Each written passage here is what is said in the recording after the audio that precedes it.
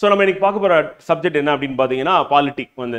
So இது வந்து நம்ம ஜிஎஸ் பேப்பர் 2 அப்படில வந்து யூனிட் 1ல வந்து இருக்குது அப்படின்னு பார்க்குறோம். இது ஒன் ஆஃப் த முக்கியமான ஒரு சப்ஜெக்டாக இருக்குது. காரணம் என்ன அப்படின்னா 100 மார்க் வந்து கேட்குறாங்க. ஸோ நம்மளுடைய குரூப் 1 மெயின்ஸ் எக்ஸாமினேஷன் பொறுத்தவரையும் எடுத்துட்டோம் அப்படின்னா மாடர்ன் ஹிஸ்ட்ரி, சோசியல் ஹிஸ்ட்ரி ரெண்டுமே 100 மார்க் இருக்கும்.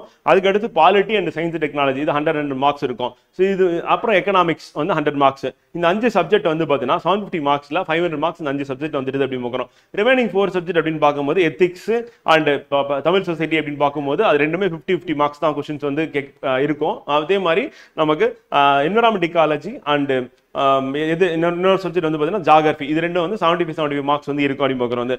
ஸோ அப்போ ஒன் ஆஃப் த இம்பார்ட்டன்ட் சப்ஜெக்டாக பாலிட்டி வந்து இதனால மட்டும் கிடையாது, இன்னொரு விஷயத்தினால இருக்கு. என்ன அப்படின்னு பார்த்தீங்கன்னா நமக்கு ப்ரிலிமினரி எக்ஸாமினேஷன் அப்படின்னு பார்க்கும்போது group 1 exam, group 2 2A prelims exam and group 4 exam 3 எக்ஸாம்லையுமே வந்து பாலிட்டி வந்து ஒரு சப்ஜெக்டாக இருக்கு அண்ட் அதிகமான கொஸ்டின்ஸ் கேட்கக்கூடிய ஒரு சப்ஜெக்டாக இருக்கு அப்படின்னு பார்க்குறோம்.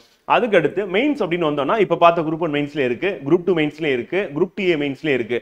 அப்போ 3 மெயின்ஸ் எக்ஸாம்ல இருக்கு அப்படின்னு பார்க்குறோம். ஸோ அப்போ இந்த சப்ஜெக்டை வந்து நம்ம மெயின்ஸ் ஃபவுண்டேஷன்ல நம்ம நீங்க கிளாஸ் அட்டன் பண்ணி 4-5 தடவை படிச்சுட்டு புக்ல அதுக்கப்புறம் நீங்க எடுக்கக்கூடிய நோட்ஸ் மேக்கிங் அப்படின்றது வந்து என்ன ஆகும்னா உங்களுக்கு மெயின்ஸ்ல அதிகமான மார்க்ஸ் ஸ்கோர் பண்றதுக்கு ஹெல்ப்ஃபுல்லா இருக்கும் அப்படின்னு பார்க்குறோம். லாஸ்டா நடந்த குரூப் 1 எக்ஸாம்ல பாலிட்டில இருந்து 40 கொஸ்டின்ஸ் அப்படின்றது கேட்டிருந்தாங்க. ஸோ அந்த 40ல நம்மளுடைய அகாடமியில புக்ஸ் அண்ட் நம்மளுடைய டெஸ்ட் அப்படின்னு சொல்லிட்டு இதுல இருந்து மட்டுமே 36 கொஸ்டின் வந்துருது அப்படின்னு பார்க்குறோம். ஸோ அப்போ நம்மளுடைய ப்ரிப்பரேஷன் அப்படின்றது வந்து பார்த்தீங்கன்னா கரெக்டான மெட்டீரியல், அதுல நோட்ஸ் மேக்கிங், அதை நல்லா ரிவைஸ் பண்றது, அதுல டெஸ்ட் ப்ராக்டிஸ் பண்றது அப்படின்னு பண்ணும்போது வந்து என்னன்னா ரொம்ப சுலபமா நீங்க தேர்வுல வெற்றி அடையலாம் அப்படின்றது தான் இதுல இருக்கக்கூடிய ஸ்ட்ராட்டஜி வந்து. ஸோ இதை நம்ம ஃபாலோ பண்ணீங்க அப்படின்னா ஈஸியா இருக்கும். அது இல்லாம நம்ம தேடி தேடி நிறைய படிக்கிறோம் அப்படின்றதுனால ஏதாவது யூஸ் இருக்கானா கிடையாது. அப்ப எது எக்ஸாம் பாயிண்ட் ஆஃப் வியூல இம்பார்ட்டன்ட் அப்படின்றது எதை வச்சு சொல்றோம்னா ப்ரீவியஸ் இயர் கொஸ்டின் வச்சு சொல்றோம். அப்ப ப்ரீவியஸ் இயர் கொஸ்டின்ஸ்ல என்னென்னலாம் கேட்டிருக்காங்க, இதெல்லாம் கேட்டிருக்காங்க, ஸோ அதுக்கான ஆன்சர்ஸ் வந்து எங்க இருக்கு அப்படின்னு ஐடென்டிஃபை பண்ணும்போது அந்த பர்டிகுலரா அந்த புக்ல வந்து அதுக்கான ஆன்சர்ஸ் இருக்கு அப்படின்னு நம்ம அதை ஃபாலோ பண்ணலாம். எஸ்பெஷலி நம்மளுடைய குரூப் 1 2 2A 4 மொத்தம் கம்பைன் பண்ணி நம்ம ஒரே புக்கா ப்ரிலிம்ஸ் வந்து போட்டிருந்தோம். ஸோ அந்த புக்ல மேக்ஸிமம் கொஸ்டின் வந்து வந்திருந்தது வந்து. ஸோ அது காரணம் என்ன அப்படின்னா நம்மளுடைய டீகோடிங் தான். நம்ம டீகோடிங் பண்ணது வந்து சிலபஸ் வந்து பார்த்தீங்கன்னா வைடா காம்பரன்சிவா என்னென்ன சோர்ஸ்லாம் தேவைப்படுமோ அந்த சோர்ஸ்லாம் ரெஃபர் பண்ணி மொத்தமாக எடுத்து ஒரே புக் அவங்களுக்கு போட்டதுனால அது வந்து மிகப்பெரிய அளவில் ஸ்டூடெண்ட்ஸ்க்கு வந்து பார்த்தீங்கன்னா யூஸ்ஃபுல்லாக இருந்ததுன்னு பார்க்குறோம். ஸோ சேம் வே நம்ம பாலிட்டிக் வந்து பார்த்தீங்கன்னா நம்ம போட்டிருக்க புக் அப்படின்னு நம்ம எடுத்துட்டோம் அப்படின்னா நம்ம எதெல்லாம் ரெஃபர் பண்ணியிருக்கோம் அப்படின்னா 11th 12th political science book வந்து ரொம்ப ரொம்ப முக்கியமான ஒரு புக்காக இருக்கு அப்படின்னு பார்க்குறோம். ஏன்னா அது நம்ம சிலபஸ் ஃப்ரேம் பண்ணும்போது அதை பேஸ் பண்ணி தான் ஃப்ரேம் பண்ணியிருந்தேன். ஸோ அப்புறம் இந்த ஸ்கூல் டெக்ஸ்ட் புக் இதுக்கு ஈக்குவலாக இன்னொரு இம்பார்ட்டன்டான புக் எது அப்படின்னா லக்ஷ்மிகாந்த் தான், இந்தியன் பாலிட்டி அப்படின்ற புக்கு. ஸோ அது இங்கிலீஷ் மீடியத்தில் இருக்கும், ஐஏஎஸ் எக்ஸாம் வந்து அது வந்து யூஸ் பண்ணுவாங்க. ஸோ அதே புக்கு தான் நம்ம டிஎன்பிசிக்கு நம்ம என்ன பண்ணிருக்கோம், இங்கிலீஷ் மீடியம் ஸ்டூடெண்ட் கொடுத்துருக்கோம், அந்த தமிழ் மீடியம் ஸ்டூடெண்ட் அதில் இருக்க சாப்டர்ஸ் வந்து எடுத்து கொடுத்துருக்கோம் அப்படின்னு பார்க்கலாம். ஸோ அதுக்கு அடுத்து இம்பார்ட்டன்டான சோர்ஸ் அப்படின்னு பார்க்கும்போது வந்து பார்த்தீங்கன்னா நம்மளுடைய கவர்மெண்ட் மெட்டீரியல் அப்படின்றதும் அது இம்பார்ட்டண்டா இருக்கு. அந்த பாலிசி நோட்ஸ் அதையும் நம்ம ரெஃபர் பண்ணுவோம். பிளஸ் நம்மளோட கரண்ட் அஃபேர்ஸ் அப்படின்னு சொல்லி நம்ம ரெஃபர் பண்ணி அதில் கொடுத்துருக்குன்னு பார்க்கணும். இது எல்லாமே வந்து பார்த்தீங்கன்னா காம்பரன்சிவா உங்களுக்கு இந்த சப்ஜெக்டை ப்ரிப்பேர் பண்றதுக்கு ஹெல்ப்ஃபுல்லா இருக்கும். அண்ட் மெயின்ஸ் ஃபவுண்டேஷன்ல பாலிட்டி ப்ரிப்பேர் பண்ணிட்டீங்க அப்படின்னா மெயின்ஸுக்கு நோட்ஸ் மேக்கிங் தரவா பண்ணி மெயின்ஸ் எக்ஸாம் சிறப்பாக எழுதுறது மட்டும் இல்லாமல் ப்ரிலிம்ஸ்ல நீங்க குரூப் 1 எக்ஸாம்ல 40 அவுட் ஆஃப் 40 வந்து நீங்க ஸ்கோர் பண்றதுக்கு இது வந்து ஹெல்ப்ஃபுல்லா இருக்கும் அப்படின்னு பார்க்குறோம். அதனால இது வந்து ரொம்ப முக்கியமானது. அது மட்டும் இல்லாமல் குரூப் 2 2A அண்ட் குரூப் 4 எக்ஸாம்லையும் நீங்க பாலிட்டியில் ஃபுல் மார்க்ஸ் ஸ்கோர் பண்றதுக்கு இந்த மெயின்ஸ் ஃபவுண்டேஷனே உங்களுக்கு போதுமான அளவுக்கு காம்பரன்சிவா நோட்ஸ் மேக்கிங் உங்களை பண்ண வச்சிரும். அதை திருப்பி நீங்க மெயின்ஸ்க்கு ரிவைஸ் பண்ணிக்கலாம் அண்ட் ப்ரிலிம்ஸ்க்கு ரிவைஸ் பண்ணும்போது என்ன ஆகும் அப்படின்னா டெஃபினட்டா நீங்க ப்ரிலிம்ஸ் கிளியர் பண்றது உறுதி அண்ட் மெயின்ஸ்ல அதிகமான மார்க்ஸ் வந்து ஸ்கோர் பண்ணலாம் அப்படின்னு பார்க்குறோம். இது வந்து இந்த மெத்தடை நம்ம ஃபாலோ பண்ணும்போது கரெக்டா இருக்கும். இது இல்லாம நம்ம வந்து ஸ்கூல் புக்ல படிக்கிறேன், லட்சுமிகாந்த்ல படிக்கிறேன், அப்புறம் வேற சோர்ஸ் படிக்கிறேன் அப்படின்னும் போது கடைசி நேரத்தில் என்ன பண்ண முடியாது, ரிவிஷன் பண்ண முடியாது. அதுதான் அதுல இருக்கக்கூடிய பிரச்சனை வந்து. இப்போ நம்மளோட ப்ரிலிம்ஸ் அப்படின்னு நம்ம ப்ரிப்பரேஷன் அப்படின்னு எடுத்துட்டோம் 6 புக்ல முடிஞ்சிடும். நம்ம மெயின்ஸ் அப்படின்னு எடுத்துட்டோம் அப்படின்னா ஒரு 10 புக்கு, அந்த 10 புக்ல நீங்க படிச்சுட்டு நோட்ஸ் மேக்கிங் பண்ணிட்டா அதுக்கப்புறம் உங்ககிட்ட இருக்க 10 நோட் வந்து ஸோ அந்த 10 நோட்டை திருப்பி நீங்க ரிவைஸ் பண்ணீங்க அப்படின்னா அதுவே போதும் அப்படின்னு பார்க்குறோம். ஸோ இந்த மாதிரி தான் நம்மளுடைய ப்ரிப்பரேஷன் வந்து இருக்கணும். அப்பதான் என்ன பண்ண முடியும்னா இந்த எக்ஸாம்ஸை நம்ம ஈஸியா கிராக் பண்ண முடியும் அப்படின்னு பார்க்குறோம் ஃப்ரெண்டு. ஸோ நம்ம இன்னைக்கு வந்து நம்மளுடைய பிளான் என்ன அப்படின்னா வந்து டீகோடிங், நம்ம பாலிட்டி வந்து பார்த்தீங்கன்னா டீகோட் பண்ணி எங்கெங்கெல்லாம் படிக்கிறது அப்படின்னு ஒரு தடவை பார்த்துட்டு அதுக்கப்புறம் ப்ரீவியஸ் இயர்ல டிஎன்பிசி எப்படி கேட்டாங்க, யூபிஎஸ்சி எப்படி கேட்டாங்க, ப்ரீவியஸ் கொஸ்டின்ஸ் அப்படின்னு பார்த்துட்டு எந்தெந்த ஏரியால இருந்து கொஸ்டின்ஸ் வந்திருக்கு அப்படின்னு பார்த்துட்டு அதுக்கான ப்ரிப்பரேஷன் அப்படின்றத நம்ம அடுத்த கட்டமா ஸ்டார்ட் பண்ண போறோம். ஸோ நம்மளுடைய ஆகஸ்ட் 18 பேட்ச் வந்து எங்க இருந்து ஸ்டார்ட் ஆகுதுன்னா பாலிட்டில இருந்து நம்ம ஆரம்பிக்கிறோம். One of the interesting topic அப்படின்னு சொல்லி சொல்லுவோம். காரணம் என்ன அப்படின்னா வந்து நம்ம என்னெல்லாம் படிக்கிறோமோ அதில் கரண்ட் அஃபேர்ஸ்ல இப்போ கரண்டா வந்து பார்த்துட்டு இருக்கலாம். பிரைம் மினிஸ்டர், பிரசிடென்ட், கவர்னர் அப்படி சொல்லி என்னென்னலாம் நம்ம கான்ஸ்டியூஷன்ல ரீட் பண்றோமோ ஸோ அது எல்லாமே இப்போ ஃபங்க்ஷன் ஆகிட்டு இருக்கும். ஸோ அது எல்லாமே நம்ம நியூஸ் பேப்பர்ல அங்கங்க படிச்சுட்டு தான் இருப்போம். ஸோ அப்போ இன்னும் ஈஸியாக வந்து நம்ம எக்ஸாம்பிள்ஸோட வித் கரண்ட் அஃபேர்ஸ் எக்ஸாம்பிள்ஸோட இந்த டாபிக் நம்ம அப்ரோச் பண்ணும்போது நமக்கு சுலபமாக இருக்கும் அப்படின்னு பார்க்குறோம் ஃப்ரெண்ட். ஸோ ஃபர்ஸ்ட் டிகோடர் பார்த்தோம், அதுக்கு அடுத்து பிவைக்யூ பார்த்துட்டோம்னா கரெக்டாக இருக்கும். ஸோ டிகோடர் அப்படின்னு பார்க்கறதுக்கு முன்னாடி நம்மளோட சிலபஸ் அப்படின்னு பார்த்தீங்கன்னா குரூப் அண்ட் மெயின்ஸ் எக்ஸாமினேஷன்ல 100 marks unit Indian polity emerging political trends across the world affecting India அப்படின்றதான் சிலபஸ் ஹெட்டிங்காக இருக்கு. ஸோ அதில் டாபிக்ஸ் இப்படி கொடுத்துருக்காங்க. இதை நம்ம என்ன பண்ணியிருப்போம் அப்படின்னா ஸ்ப்ளிட் அப் பண்ணி வந்து ஒவ்வொரு சாப்டரா வந்து நம்ம புக்ல வந்து கொடுத்துருப்போம் அப்படின்னு. ஸோ அப்போ அந்த ஒவ்வொரு சாப்டர் பேஸ் பண்ணி இப்போ example each and every word வந்து சாப்டரா கன்வெர்ட் ஆகிடும். அந்த சாப்டர் கன்வெர்ட் ஆனதுக்கப்புறம் அதை வந்து ஃபேக்கல்ட்டி உங்களுக்கு கிளாஸ் எடுப்பாங்க. அந்த கிளாஸஸ்ல நீங்க புக்கில் அப்படியே அண்டர்லைன் பண்ணிட்டு அதை போயிட்டு ஒரு 4-5 வாட்டி படிச்சுட்டு அதுக்கப்புறமா நோட்ஸ் மேக்கிங் வந்து பண்ணுவீங்க. ஸோ அப்படி 4-5 வாட்டி புக்கிலே ரிவைஸ் பண்ணிட்டு அதுக்கப்புறம் எடுக்கக்கூடிய நோட்ஸ் வந்து கிறிஸ்பா கரெக்டா இருக்கும். அந்த நோட்ஸ் தான் நீங்க திருப்பி ரிவைஸ் பண்ண போறீங்க for mains examination and prelims examination ரெண்டுத்துக்குமே. ஸோ அதுதான் வந்து உங்களுடைய பேஸா வந்து இருக்க போகுது அப்படின்னு பார்க்குறோம். ஏன்னா இதுல நம்ம வந்து ஓவராலா ப்ரிப்பேர் பண்ணிடும். அந்த பிரிலிம்ஸோட அதிகமா ப்ரிப்பேர் பண்றது எங்க அப்படின்னா மெயின்ஸ்ல தான். பாலிட்டி மாடர்ன் ஹிஸ்டரி அப்படிதான். அந்த பிரிலிம்ஸோட மெயின்ஸ்ல நம்ம அதிகமான ப்ரிப்பரேஷன் வந்து இருக்கும். ஸோ அதனால நம்ம மெயின்ஸ்க்கு எடுக்கிற நோட்ஸே நம்ம பிரிலிம்ஸ்க்கு வந்து யூஸ் பண்ணிக்கலாம். அப்போ என்ன ஆகும்னா உங்களுக்கு டைம் வந்து சேவ் ஆகும். அப்போ இந்த 4.5 மாசத்துல ப்ரிப்பரேஷன் திருப்பி நீங்க அடுத்த 5 மாசம் வந்து பிரிலிம்ஸ் எக்ஸாமினேஷனுக்காக நீங்க ப்ரிப்பேர் பண்ணும்போது என்ன ஆகும்னா இது டெஃபினட்டா உங்களுக்கு வந்து ஹெல்ப்ஃபுல்லா இருக்கும் அப்படின்னு பார்க்கலாம். அதே மாதிரி குரூப் 1 எக்ஸாம் பத்தி நிறைய பேர் வந்து தேவையில்லாம வந்து வதந்திங்கெல்லாம் ஸ்ப்ரெட் பண்ணிட்டு இருக்காங்க. அதெல்லாம் நம்பாதீங்க. இப்போ நம்ம குரூப் 1 எக்ஸாம் நடக்கும் போதே டிஎன்பிசியோட சேர்மன் என்ன சொன்னா every year TNPSC going to conduct group 1 group 2 group 4 exam அப்படின்னு சொல்லியிருக்காங்க. அதே மாதிரி அந்த ஆர்டர் ஆஃப் வந்து எக்ஸாம் கண்டக்ட் பண்றதும் வந்து பாத்தீங்கன்னா கஷ்டமான எக்ஸாம் முதல்ல வச்சிடலாம், ஈஸியான எக்ஸாம் கடைசியில் வச்சலாம் அப்படின்ற மாதிரி தான் நாங்கள் முடிவு பண்ணியிருக்கோம் அப்படின்னு சொல்லியிருக்காரு. அப்படி பார்க்கும்போது குரூப் 1 எக்ஸாம் டஃபான எக்ஸாமா இருக்கனால அதை வந்து ஃபர்ஸ்ட் வச்சுட்டோம் அண்ட் குரூப் 4 எக்ஸாம் கடைசியாக வைக்கலாம் அப்படின்ற மாதிரி பிளான். பட் ப்ராக்டிக்கலாக இருக்கிற டிஃபிகல்ட்டிஸ்னால என்ன பண்ணா குரூப் 2 2A கடைசியாகவும் குரூப் 4 வந்து நடுவுலையும் இருந்தது. இதை நாங்கள் மாத்திடுவோம் அப்படின்ற மாதிரி டிஎன்பிசி சேர்மன் சொல்லியிருக்காரு. அதனால வருடம் எக்ஸாம் வந்து இருக்கு, டிஎன்பிசி எக்ஸாம் கண்டக்ட் பண்ண தான் போறாங்க. அதனால தேவையில்லாம எலெக்ஷன் இருக்கு அது இருக்குன்னு சொல்லிட்டு மற்றவங்க சொல்றதெல்லாம் கேட்டு நம்பாதீங்க. நீங்க காலம் பொன்போன்றது அப்படின்னு மனசுல வச்சுக்கிட்டு இப்ப படிக்கணும், ரிவிஷன் பண்ணணும், நோட்ஸ் மேக்கிங் பண்ணணும், டெஸ்ட் ப்ராக்டிஸ் பண்ணணும் அப்படின்னு இப்ப ஆரம்பிச்சாதான் அது future depends on what you do in today அப்படின்னு மகாத்மா காந்தி கோட்டை நினைச்சுக்கோங்க. நம்ம வருங்க எதிர்காலம் எப்படி இருக்கும், நல்லா இருக்குமா அப்படின்னா அது எதை பொறுத்துனா இன்னைக்கு நீங்க என்ன பண்றீங்க அப்படின்றத பொறுத்து தான் இருக்கு. அப்ப இன்னைக்கு நீங்க எதுவுமே பண்ணாம எதிர்காலம் வந்து சரியில்லை அப்படின்னு நம்ம சொல்றதுல வந்து ஒரு பிரோஜனமும் கிடையாது. அப்ப போயிட்டு நம்ம வந்து வருத்தப்படுறதுல ஒரு பிரோஜனம் கிடையாது. அதனால இன்னைக்கு நம்ம ஆரம்பிச்சு ஸ்டெப் பை ஸ்டெப்பா நம்ம பண்ணக்கூடிய கிளாஸ் அட்டன் பண்றது, நோட்ஸ் மேக்கிங் பண்றது, டெஸ்ட் ப்ராக்டிஸ் பண்றதுன்னு பண்ணாதான் என்ன ஆகும்னா நெக்ஸ்ட் இயர் நீங்க எழுத போற எக்ஸாம் வந்து 100% வந்து உங்களுக்கு சர்வீஸ் வாங்கி கொடுக்குற எக்ஸாமா அது வந்து இருக்கும் அப்படின்னு பார்க்குறோம். சார் சிலபஸ் அப்படின்றது இதுதான் ஃப்ரெண்ட். வந்து குரூப் 1க்கு இங்கிலீஷ் மீடியம் தமிழ் மீடியம் அப்படின்னு பார்க்குறோம் 100 மதிப்பெண்கள் இருக்கு அப்படின்னு பார்க்குறோம். அண்ட் குரூப் 2லயும் இருக்கு. குரூப் 2ல 60 மார்க் அப்படின்னு பார்க்குறோம். ஸோ குரூப் 2ல 20% வெயிட்டேஜ் வந்து இது கொடுத்துருக்காங்க. மொத்தம் 300 மார்க் வந்து குரூப் 2 மெயின்ஸ்ல வந்து எழுதுவீங்க. ஸோ அதில் 60 மார்க் எது இருக்கு அப்படின்னா நமக்கு பாலிட்டி இருக்கு. ஏன் குரூப் 2 மட்டும் எடுத்துட்டோம், ஏன் குரூப் 2 எடுத்துக்கலன்னா குரூப் 2 வந்து அப்ஜெக்டிவ் டைப் MCQ பேட்டர்ல இருக்கும், ABCD ஆப்ஷன்ல இருக்கும், அதை சூஸ் பண்ற மாதிரி. குரூப் 2 வந்து என்னன்னா குரூப் 1 மெயின்ஸ் மாதிரி 10 மார்க் 15 மார்க்ஸ் சொல்லி டெஸ்கிரிப்டிவா நீங்க எழுதுவீங்க. ஸோ அதனால அதை ரெண்டுத்தையும் நம்ம கம்பேர் பண்ணி ஒரே மாதிரி நம்ம நோட்ஸ் எடுத்துக்கிட்டோம் அப்படின்னா என்னன்னா நீங்க குரூப் 1க்கு எடுத்த நோட்ஸ் மேக்கிங்கே வந்து நீங்க குரூப் 2 மெயின்ஸ்க்கு யூஸ் பண்ணிக்கலாம். அதை வந்து நீங்க ஆன்லைனரா கன்வெர்ட் பண்ணீங்க அப்படின்னா குரூப் 2Aக்கு யூஸ் பண்ணிக்கலாம் மெயின்ஸ்க்கு. அண்ட் பிரிலிம்ஸ் அப்படின்றது group 1 prelims, group 2 prelims, group 2A prelims and group 4 prelims. அப்ப கிட்டத்தட்ட 6 எக்ஸாமுக்கான ப்ரிப்பரேஷன் அப்படின்றது ஒரு சிங்கிள் மெயின்ஸ் ஃபவுண்டேஷன்ல நம்ம வந்து கம்ப்ளீட் பண்றோம் அப்படி பார்க்குறோம். இந்த நோட்டு தான் என்ன பண்ண போகுது அப்படின்னா நீங்க 6 எக்ஸாம் எழுதுறதுக்கு காரணமா இருக்கு. நான் ஏன் 6 எக்ஸாம் எழுதணும் அப்படின்னு நினைக்காதீங்க. பெரும்பாலான ஸ்டூடெண்ட்ஸ் வந்து நான் குரூப் 1 ப்ரிப்பேர் பண்றேன், இருந்தாலும் நான் வந்து பேக்கப்காக குரூப் 2 2A அண்ட் குரூப் 4 எழுதுறேன் அப்படின்னு சொல்லிட்டு இருக்கீங்க வந்து. ஸோ அதனால சொல்றேன். ஒரு சிலர் வந்து பாத்தீங்கன்னா இல்ல நான் வந்து என்னுடைய டார்கெட் வந்து குரூப் 2 2A மட்டும்தான், என்னுடைய டார்கெட் குரூப் 1 மட்டும்தான் அப்படின்ற மாதிரி இருக்கீங்க. ஓகே, ஆனா நம்ம இது வந்து எல்லாருக்கும் பொருந்துற மாதிரி இருக்கணும் அப்படின்றதுனால சொல்றேன். அப்ப நம்ம ஒரு செயலை செய்யும் போது அது வந்து 5 கூடுதலா வந்து பாத்தீங்கன்னா ஒரு எக்ஸாமுக்கு மட்டும் இல்லாம இப்ப குரூப் 1 மெயின்ஸ் எக்ஸாமினேஷன் மட்டும் இல்லாம அது குரூப் 1 பிரிலிம்ஸ்க்கும் and group 2 2A prelims, group 4 prelims, group 2 2A, group 2 mains, group 2A mains சொல்லிட்டு 5 எக்ஸாமுக்கு அடிஷனலா யூஸ் ஆகுது அப்படின்னும் போது அப்ப அந்த வேலையை நம்ம வந்து தவறவிடாம உடனடியா பண்றது அப்படின்றது மட்டும் தான் உங்களுடைய வேலையா இருக்கணும் அப்படின்னு பார்க்கணும். ஸோ அப்ப ஒரே ப்ரிப்பரேஷன் 6 எக்ஸாம் அப்படின்றது வந்து பார்த்தீங்கன்னா அது எந்த சப்ஜெக்ட்டுக்கு பொருந்தும் அப்படின்னா பாலிட்டிக்கு கச்சிதமாக பொருந்தும் அப்படின்னு பார்க்குறோம். ஸோ பாலிட்டி பொறுத்தவரை நம்ம 2 வாரம் நமக்கான பாலிட்டி கிளாஸஸ் மட்டுமே இருக்கு ஃப்ரெண்ட். வந்து அதில் டெய்லி டெஸ்ட் வந்து 10 நாள் எழுதுவீங்க, வீக்லி டெஸ்ட் வந்து 2 டெஸ்ட் எழுதுவீங்க. ஸோ இது எல்லாமே வந்து உங்களுக்கு வந்து பாலிட்டி வந்து பார்த்தீங்கன்னா ப்ரிப்பரேஷன் பண்ணுறது, நோட்ஸ் மேக்கிங் பண்ணுறதோட சேர்த்து ப்ராக்டிஸும் பண்ணும்போது என்ன ஆகும்னா இன்னும் நீங்கள் பெட்டராக வந்து பார்த்தீங்கன்னா அந்த சப்ஜெக்டை அண்டர்ஸ்டாண்ட் பண்ணுறதுக்கு காரணமாக இருக்கும் அப்படின்னு பார்க்குறோம். ஸோ இப்போ நம்ம டிகோடர் அப்படின்னு எடுத்துப்போம். தமிழ் மீடியத்திலையும் அதே தான். குரூப் 2 மெயின்ஸ்ல வந்து 60 மார்க்ஸ் வந்து 60 மதிப்பெண்களை பாலிட்டி வந்து கேட்க போறாங்க அப்படின்னு பார்க்குறோம்.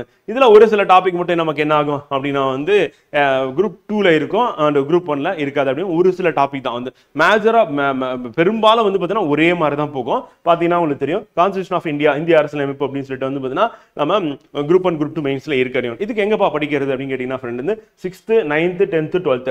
ஸோ நம்மளுடைய அந்த டிகோடர்ல நம்ம ஸ்பெஷாலிட்டி என்ன அப்படின்னா எக்ஸாக்டா அந்த சாப்டர் ஃபுல்லா தேவையில்லாம நீங்க படிக்க வேண்டியதுல அதுல பர்டிகுலரா நீங்க படிக்கணும் முதற்கொண்டு போடுவோம். இப்போ பாத்தீங்கன்னா 9th சோசியல் சயின்ஸ் புக் எடுத்துட்டா யூனிட் 1 ஃபுல்லா படிக்கணும். ஆனா யூனிட் 4ல வந்து 4.2 மட்டும் எடுத்தா போதும், படிச்சா போதும் அந்த மாதிரி. ஸோ அப்ப இந்த மாதிரி ஸ்பெசிஃபிக்கா நம்ம போயிட்டு டார்கெட் பண்ணி நமக்கு என்ன தேவையோ அதை மட்டும் எடுத்துட்டு வந்து இந்த புக்ல வைக்கிறது அப்படின்னு தான் பண்ணியிருக்கோம். ஸோ அப்ப நம்மளோட ரெஃபரன்ஸ் சோர்ஸ் அப்படின்னு பாத்தீங்கன்னா மேஜரா நமக்கு 12th புக் அப்படின்றது பெரிய ரோல் வந்து பிளே பண்ணுது, 11th புக்கும் பிளே பண்ணுது.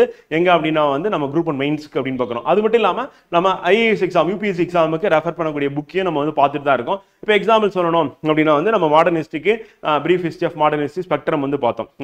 அதே மாதிரி சோசியல் ஹிஸ்ட்ரிக்கு வந்து பார்த்தீங்கன்னா ராமுகுஜா அவங்களுடைய புக் வந்து பார்த்தோம்.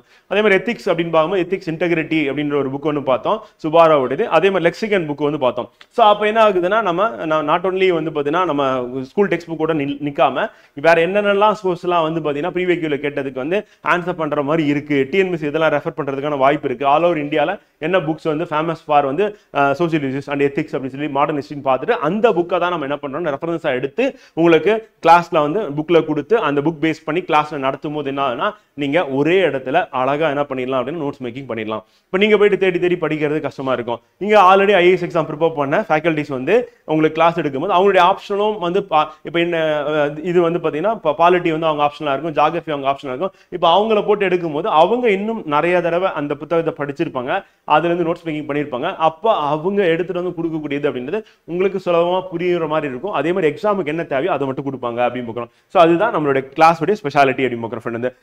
ஸோ இப்போ நம்ம 6th இருந்து 12th வரையும் அப்படின்னு 6th 9th 10th 12th புக்ல வந்து இது வந்து கவர் ஆகுது. ஃபர்ஸ்ட் டாபிக் வந்து constitution of India. Historical background அப்படின்னு பார்க்கும்போது வந்து நம்ம புக்ல அந்த அளவுக்கு டீடைலா இல்ல ஃப்ரெண்ட். அப்போ நம்ம லட்சுமிகாந்த் புக்ல வந்து இருக்கு. ஸோ அதை நம்ம புக்லையும் கொடுத்துருக்கோம். யூனிட் 1 வந்து லட்சுமிகாந்த் புக்ல இந்திய அரசியலமைப்பு சொல்லிட்டு making of the Indian constitution, இந்திய அரசியலமைப்பு சட்டத்தின் உருவாக்குதல் அப்படின் போது 10th 12th புக்ல இருக்கு. அப்புறம் லட்சுமிகாந்த் புக்ல இருக்கு அப்படின்னு சாப்டர் 2ல இருக்கு. அதுக்கடுத்து பிரியாம்பிள் முகவரை அப்படின்னு எடுத்துக்கிட்டோம் அப்படின்னா 8th 10th புக்ல வந்து இருக்கு, லட்சுமிகாந்த் புக்ல இருக்கு அப்படின்னு பார்க்குறோம். ஸோ அதுக்கடுத்து சாலின் ஃபீச்சர்ஸ் ஆஃப் இந்தியன் கான்ஸ்டிடியூஷன் அப்படின்னு 10th 12th இருக்கு அண்ட் லட்சுமிகாந்த் புக்ல யூனிட் 4 இருக்குன்னு பார்க்குறோம். And parts and articles and schedules அப்படின்னு பார்க்கும்போது வந்து இது 10th அண்ட் லட்சுமிகாந்த் புக்ல யூனிட் 4ல வந்து இருக்கு அப்படின்னு பார்க்குறோம். ஸோ அதுக்கடுத்து அமெண்ட்மெண்ட்ஸ் அரசியலமைப்பு திருத்தம் அப்படின்றது வந்து 10th 12th புக்ல வந்து இருக்கு அண்ட் லட்சுமிகாந்த் புக்ல யூனிட் 11ல இருக்கு அப்படின்னு பார்க்குறோம். சிட்டிசன்ஷிப் அப்படின்னு பார்க்கும்போது 8th 10th லட்சுமிகாந்த் புக்ல யூனிட் 7ல இருக்கு அப்படின்னு பார்க்குறோம். அண்ட் ஃபண்டமெண்டல் ரைட்ஸ் அப்படின்னு பார்க்கும்போது வந்து 10th புக்ல இருக்கு, அப்போ லட்சுமிகாந்த் புக்ல யூனிட் 8ல இருக்கு அப்படின்னு பார்க்குறோம். Direct principle of state policy அப்படின்றதும் நமக்கு 10th புக்ல இருக்கு அண்ட் லட்சுமிகாந்த் புக்ல இருக்கு. ஏன்னா சில டாபிக் வந்து நமக்கு இப்போ எக்ஸாம்பிள் வந்து direct principle of state policy அப்படின்றது இப்போ எக்ஸாம்பிள் அந்த direct principle of state policy வந்து இப்போ என்னென்ன பிரின்சிபல் இருக்கு அப்படின்னா லிபரல் பிரின்சிபல்ஸ் என்ன, சோசியல் பிரின்சிபல் என்ன, அப்புறம் காந்தியன் பிரின்சிபல்ஸ் என்ன அப்படின்றது வந்து புக்ல இருக்காது. ஆனால் லட்சுமிகாந்த் புக்ல இருக்கிறதுனால நம்ம அங்க இருக்கிறத எடுத்து கொடுக்கும்போது என்ன ஆகும்னா அதை கொஸ்டினா கேட்கும்போது நீங்க ஆன்சர் வந்து நல்லா பண்ணிடலாம் அப்படின்னு. ஸோ அப்போ நம்ம யூபிஎஸ்சி பேட்டர்ன், யூபிஎஸ்சி தான் யார் ஃபாலோ பண்ணிட்டு இருக்காங்க, டிஎன்பிஎஸ்சி ஃபாலோ பண்ணிட்டு இருக்கேன். அப்போ யூபிஎஸ்சி எக்ஸாமுக்கு ப்ரிலிம்ஸ் அண்ட் மெயின்ஸுக்கு வந்து லட்சுமிகாந்த் புக் வந்து ஸ்டூடெண்ட்ஸ் வந்து படிக்கிறாங்க, அதை வச்சு டாப்பர்ஸ் வந்து ஸ்கோர் பண்ணிட்டு வராங்க. டாப்பர்ஸ் உடைய ரெஃபரன்ஸ் புக்கா வந்து அது வந்து இருந்திருக்கு அப்படின்னும் போது கண்டிப்பா நமக்கு டிஎன்பிஎஸ்சியும் அதுல இருந்து கொஸ்டின்ஸ் வரதுக்கான வாய்ப்பு இருக்கு. ஸோ அப்போ அந்த புக்கை நம்ம ரெஃபர் பண்ணி நம்ம எழுதும் போது என்ன ஆகுனா நமக்கு அதிகமான மார்க்ஸ் வந்து கிடைக்கிறதுக்கான வாய்ப்பு இருக்கு. ஃபண்டமெண்டல் டியூட்டிஸ் அப்படின்னு பார்க்கும்போது வந்து 10th social science book and polity Lakshmikanth புக்ல யூனிட் 10ல வந்து இருக்கு அப்படின்னு. And structure, power and functions of government, union government, legislature, parliament, Lok Sabha, Rajya Sabha, executive of president, vice president, prime minister, council of ministers and constitution authority அப்படிங்க. So அப்போ இதுல என்னெல்லாம் வருது அப்படின்னு பார்த்தீங்கன்னா லெஜிஸ்லேச்சர், எக்ஸிக்யூட்டிவ்னு சொல்லுவோம் வந்து. ஸோ அப்போ லெஜிஸ்லேச்சர், எக்ஸிக்யூட்டிவ் அப்படின்னும் போது வந்து பார்த்தீங்கன்னா ஒரு பக்கம் வந்து சட்டம் இயற்றும் அவை வந்து, மற்றொரு பக்கம் நிர்வாகம். இது ரெண்டுமே மத்திய அளவில் அப்படின்னு பார்க்கணும். அப்போ ஒன்றிய அளவில் அப்படின்னு பார்க்கும்போது 10th புக்ல இருக்கு. எக்ஸாக்டா எந்த டாபிக் அப்படின்னு போது நம்ம போட்டிருக்கோம், இந்த சாப்டர் எந்த யூனிட்ல எது என்னென்ன சப் டாபிக். அண்ட் 12th புக்ல இருக்கு வந்து 12th புக்ல யூனிட் 2, 3 அப்புறம் 6ல வந்து இருக்கு. அண்ட் இந்தியன் பாலிட்டி லட்சுமிகாந்த் புக்ல வந்து பாத்தீங்கன்னா இது ஒரு பெரிய டாபிக். ஏன்னா பார்லிமெண்ட் இருக்கு, லோக்சபா, ராஜ்யசபா இருக்கு, அதே மாதிரி பிரைம் மினிஸ்டர் இருக்காரு, கவுன்சில் ஆஃப் மினிஸ்டர்ஸ் இருக்காங்க, பிரசிடென்ட் இருக்காரு, வைஸ் பிரசிடென்ட் இருக்காரு. இது எல்லாமே இதுல வர்றதுனால என்ன ஆகுதுன்னா நமக்கு சாப்டர்ஸ் அப்படின்னு பார்த்தீங்கன்னா யூனிட் 18ல இருந்து யூனிட் 25 வரையும் கவர் கவர் ஆகுது அப்படின்னு பார்க்குறேன். லட்சுமிகாந்த் வந்து இது ஒரு பெரிய ஏரியா வந்து. ஸோ இதில் ப்ரீவியஸ் இயர்ல எப்படி கொஸ்டின் கேட்டிருக்காங்க அப்படின்னு நம்ம பார்த்து அதை அனலைஸ் பண்ணி அதை பேஸ் பண்ணி தான் நம்ம வந்து படிக்கணும், அப்புறம் நோட்ஸ் மேக்கிங் பண்ணணும். ஸோ அப்போ பிவைக்கு பார்க்காம நம்ம நோட்ஸ் எடுக்கும்போது என்ன ஆகும் அப்படின்னா புக்கில் எப்படி இருக்கோ அதை அப்படியே எடுத்து எழுதிடும். அப்போ எக்ஸாமில் கொஸ்டின் கேட்கும்போது அங்கே போய் உட்காந்து யோசிச்சு அதை அதுக்கு தகுந்த மாதிரி ஸ்ட்ரக்சர் பண்ணி எழுதுறது வந்து ரொம்ப கஷ்டமா இருக்கும். அப்போ முன்னாடியே நம்ம வந்து பிவைக்யூ அனலைசிஸ் பண்ணி அதுக்கான ஆன்சர் ரைட்டிங்கும் பண்ணி நோட்ஸ் மேக்கிங் பண்ணி அதை ரிவைஸ் பண்ணும்போது என்ன ஆகுனா ஒரு பக்கம் நம்ம கிளாஸ் பேஸ் பண்ணி ஒவ்வொரு டாபிக் நோட்ஸ் மேக்கிங் பண்ணி இன்னொரு பக்கம் பிவைக்கு அனலைஸ் பண்ணி நோட்ஸ் மேக்கிங். இப்போ இதையும் ரிவைஸ் பண்ணும்போது இந்த பேட்டர்ன் ப்ரீவியஸ் இயர் கொஸ்டின் பேட்டர்ன்ல நம்ம வந்து என்ன பண்ணுவோம்னா இதை எல்லாமே வந்து உள்வாங்கிப்போம். ஸோ அப்போ இதை ரிவைஸ் பண்ணுவோம், அந்த மெத்தட்ல நமக்கு ஸ்டோர் ஆயிடும். அப்படி ஸ்டோர் ஆகும்போது எக்ஸாம்ல கொஸ்டின் கேட்டாங்கன்னா நீங்க ஈஸியா ஆன்சர் பண்ணிடலாம் அப்படின்னு பார்க்க பண்ணுது. அதுக்கடுத்து judiciary, supreme court judicial review, judicial activism, latest vertices அப்படின்னு பார்க்குறோம். ஸோ இது 8th 10th புக்ல வந்து இருக்கு. அப்புறம் பாலிட்டி புக் வந்து லட்சுமிகாந்த் வந்து 26, 27, 28, 29 இதை வந்து சுப்ரீம் கோர்ட் அப்படின்னு சொல்லும்போது ஒன்றியத்தில் வந்து பார்த்தீங்கன்னா இருக்கக்கூடிய நீதித்துறை. அப்போ ஒன்றிய அரசு சம்மந்தப்பட்டதா கிடையாது அப்படின்னு பார்த்தீங்கன்னா கிடையாது. இது வந்து என்னன்னா சிங்கிள் ஸ்ட்ரக்சர் தான் வந்து ஒரே ஒரு இதுதான் வந்து பார்த்தீங்கன்னா நீதித்துறையா வந்து இருக்கு. அப்போ ஹையரா இருக்கு அப்படின்னு பார்க்கும்போது சுப்ரீம் கோர்ட்டு, அதுக்கு கீழே ஹை கோர்ட்டு, அதுக்கு கீழே வந்து பார்த்தீங்கன்னா டிஸ்ட்ரிக்ட் கோர்ட்ஸ் அப்படின்னு வரும். ஸோ அப்போ இந்த ஆர்டர்ல வரும்போது என்ன ஆகுனா இது வந்து மாநில அரசு ஏற்றக்கூடிய சட்டத்தையும் மத்திய அரசு ஏற்றக்கூடிய சட்டத்தை ரெண்டுத்தையும் மீது அதிகாரம் கொண்டதா வந்து யார் இருப்பாங்க அப்படின்னா சுப்ரீம் கோர்ட் வந்து இருக்கும் அப்படின்னு பார்க்குறோம். இங்க வந்து நம்ம வந்து மத்தியில இருக்கிறத மட்டும் படிக்கிற மாதிரி இருக்கும் அப்படின்னு பார்க்குறோம். அடுத்து ஸ்டேட் கவர்மெண்ட், எப்படி நம்ம வந்து ஒன்றிய அரசை பத்தி பார்த்தோமோ அதே மாதிரி ஸ்டேட் கவர்மெண்ட் அப்படின்னு எடுக்கும்போது சட்டம் இயற்றும் முறை லெஜிஸ்லேச்சர் அப்படின்னு பார்க்குறோம். ஸோ அதுக்கப்புறம் எக்ஸிக்யூட்டிவ் அப்படின்னு பார்க்குறோம், நிர்வாகம் சொல்லிட்டு. ஸோ இங்க யார் வருவா அப்படின்னா கவர்னர் இருப்பாரு, சிஎம் சீஃப் மினிஸ்டர் இருப்பாரு, கவுன்சில் ஆஃப் மினிஸ்டர்ஸ் இருப்பாங்க. ஸோ இது தொடர்புடையது அப்படின்னு பார்க்கலாம். இதுவும் ஒரு முக்கியமான ஒரு டாபிக்கும் கூட. இது தொடர்பாக வந்து பார்த்தீங்கன்னா நம்ம 7th 8th 10th 12th சொல்லிட்டு இந்த ஸ்டாண்டர்டை ரெஃபர் பண்ணிட்டு லட்சுமிகாந்த்ல வந்து யூனிட் வந்து 30, 31, 32, 33 வந்து நம்ம ரெஃபர் பண்ற மாதிரி இருக்கும் அப்படின்னு சொல்லி பார்க்குறது ரெண்டு முக்கியமானது. அண்ட் ஜுடிஷியரி அப்படின்னு பார்க்கும்போது அங்கே எப்படி சுப்ரீம் கோர்ட் பார்த்தோமோ இங்கே வந்து ஹை கோர்ட் இருக்கு அப்படின்னு பார்க்குறோம். அப்புறம் டிஸ்ட்ரிக்ட் கோர்ட்ஸ் இருக்கு, அப்புறம் சபார்டினேட் கோர்ட்ஸ் இருக்கு, அண்ட் ட்ரிபுனல்ஸ் இருக்கு. இப்போ ட்ரிபுனல்ஸ் அப்படின்னு பார்க்கும்போது நேஷனல் கிரீன் ட்ரிபுனல் அப்படின்னு இருக்கு, தேசிய பசுமை தீர்ப்பாயம் இருக்கு. ஸோ அந்த மாதிரி ட்ரிபுனல்ஸ் எல்லாமே எங்க வருது அப்படின்னா இதுக்குள்ள வருது. ஸோ இது வந்து 10th புக்லயும் அண்ட் லட்சுமிகாந்த்ல வந்து 34, 35, 36 வந்து பார்த்தீங்கன்னா யூனிட்டை ரெஃபர் பண்ற மாதிரி இருக்கு அப்படிங்க. அண்ட் லோக்கல் கவர்மெண்ட் அப்படின்றது அடுத்து முக்கியமானது, 3rd tier ஆஃப் சிஸ்டம் அப்படின்னு சொல்லுவோம். அதாவது ஒன்றிய அரசு, மாநில அரசு அண்ட் உள்ளாட்சி அரசாங்கம் அப்படி பார்க்குறது. அப்போ உலகத்துல எந்த ஒரு டெமோக்ராட்டிக் கண்ட்ரிலையும் வந்து பார்த்தீங்கன்னா கான்ஸ்டியூஷன் ஸ்டேட்டஸ் வந்து கொடுக்காத ஒரு பாடி எது அப்படின்னா லோக்கல் கவர்மெண்ட். ஆனா இங்க என்ன பண்ணிருக்குன்னா உள்ளாட்சிகள் சுதந்திரமா செயல்படணும் அப்படின்றதுக்காக 73rd 74th அமெண்ட்மெண்ட் ஆக்ட் வந்து கொண்டு வந்திருக்கோம் அப்படி பார்க்குறோம். ஸோ ரொம்ப முக்கியமானது, நம்ம ப்ரிலிம்ஸ் பாயிண்ட் ஆஃப் வியூ முக்கியமானது.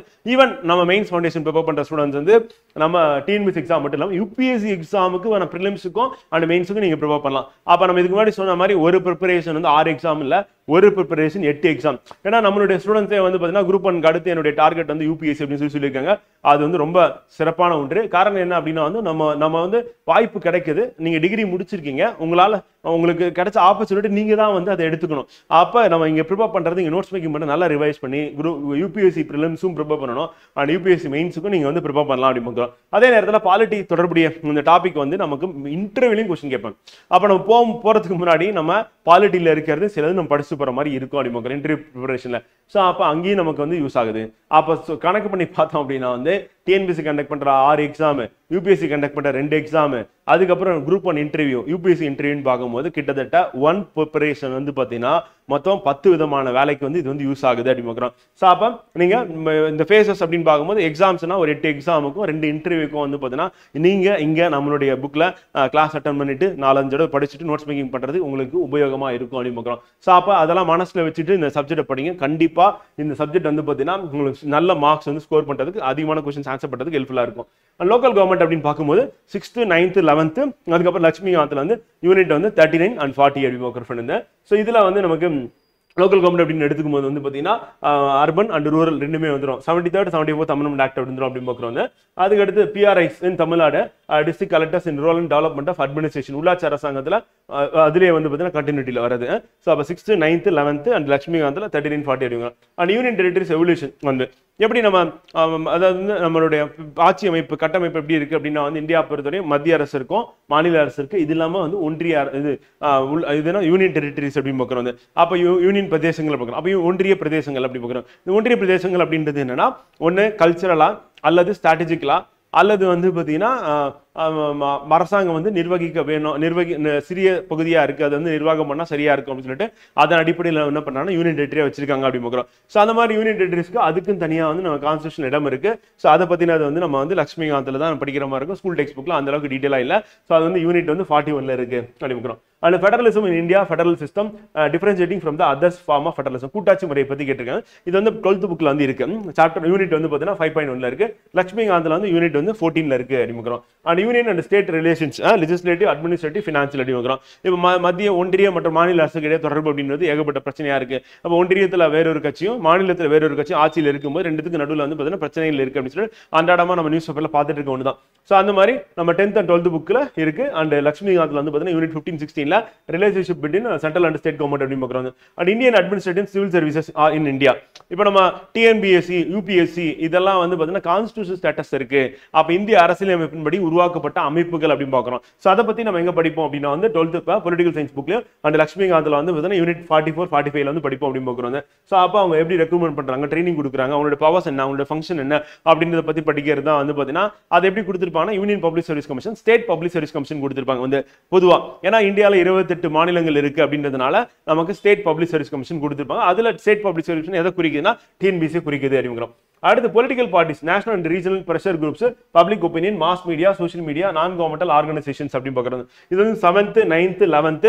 அப்புறம் லட்சுமிகாந்த் வந்து பாத்தீங்கன்னா சாப்டர் வந்து யூனிட் வந்து 78, 79 அண்ட் 85 அப்படின்னு பார்க்கறோம். சோ அதுல இருக்கு. அப்ப பொலிட்டிக்கல் பார்ட்டிஸ் அப்படின் போது எப்படி சொல்லணும்னா இப்ப நேஷனல் லெவல்ல, அதே மாதிரி ஸ்டேட் லெவல்ல, அப்போ நேஷனல் லெவல்ல ஒரு பார்ட்டியா வந்து அது வந்து எமர்ஜ் ஆகணும் அப்படின்னா அதுக்கு என்னென்ன கிரைட்டீரியா எலெக்ஷன் கமிஷன் வந்து ஃபிக்ஸ் பண்றாங்க.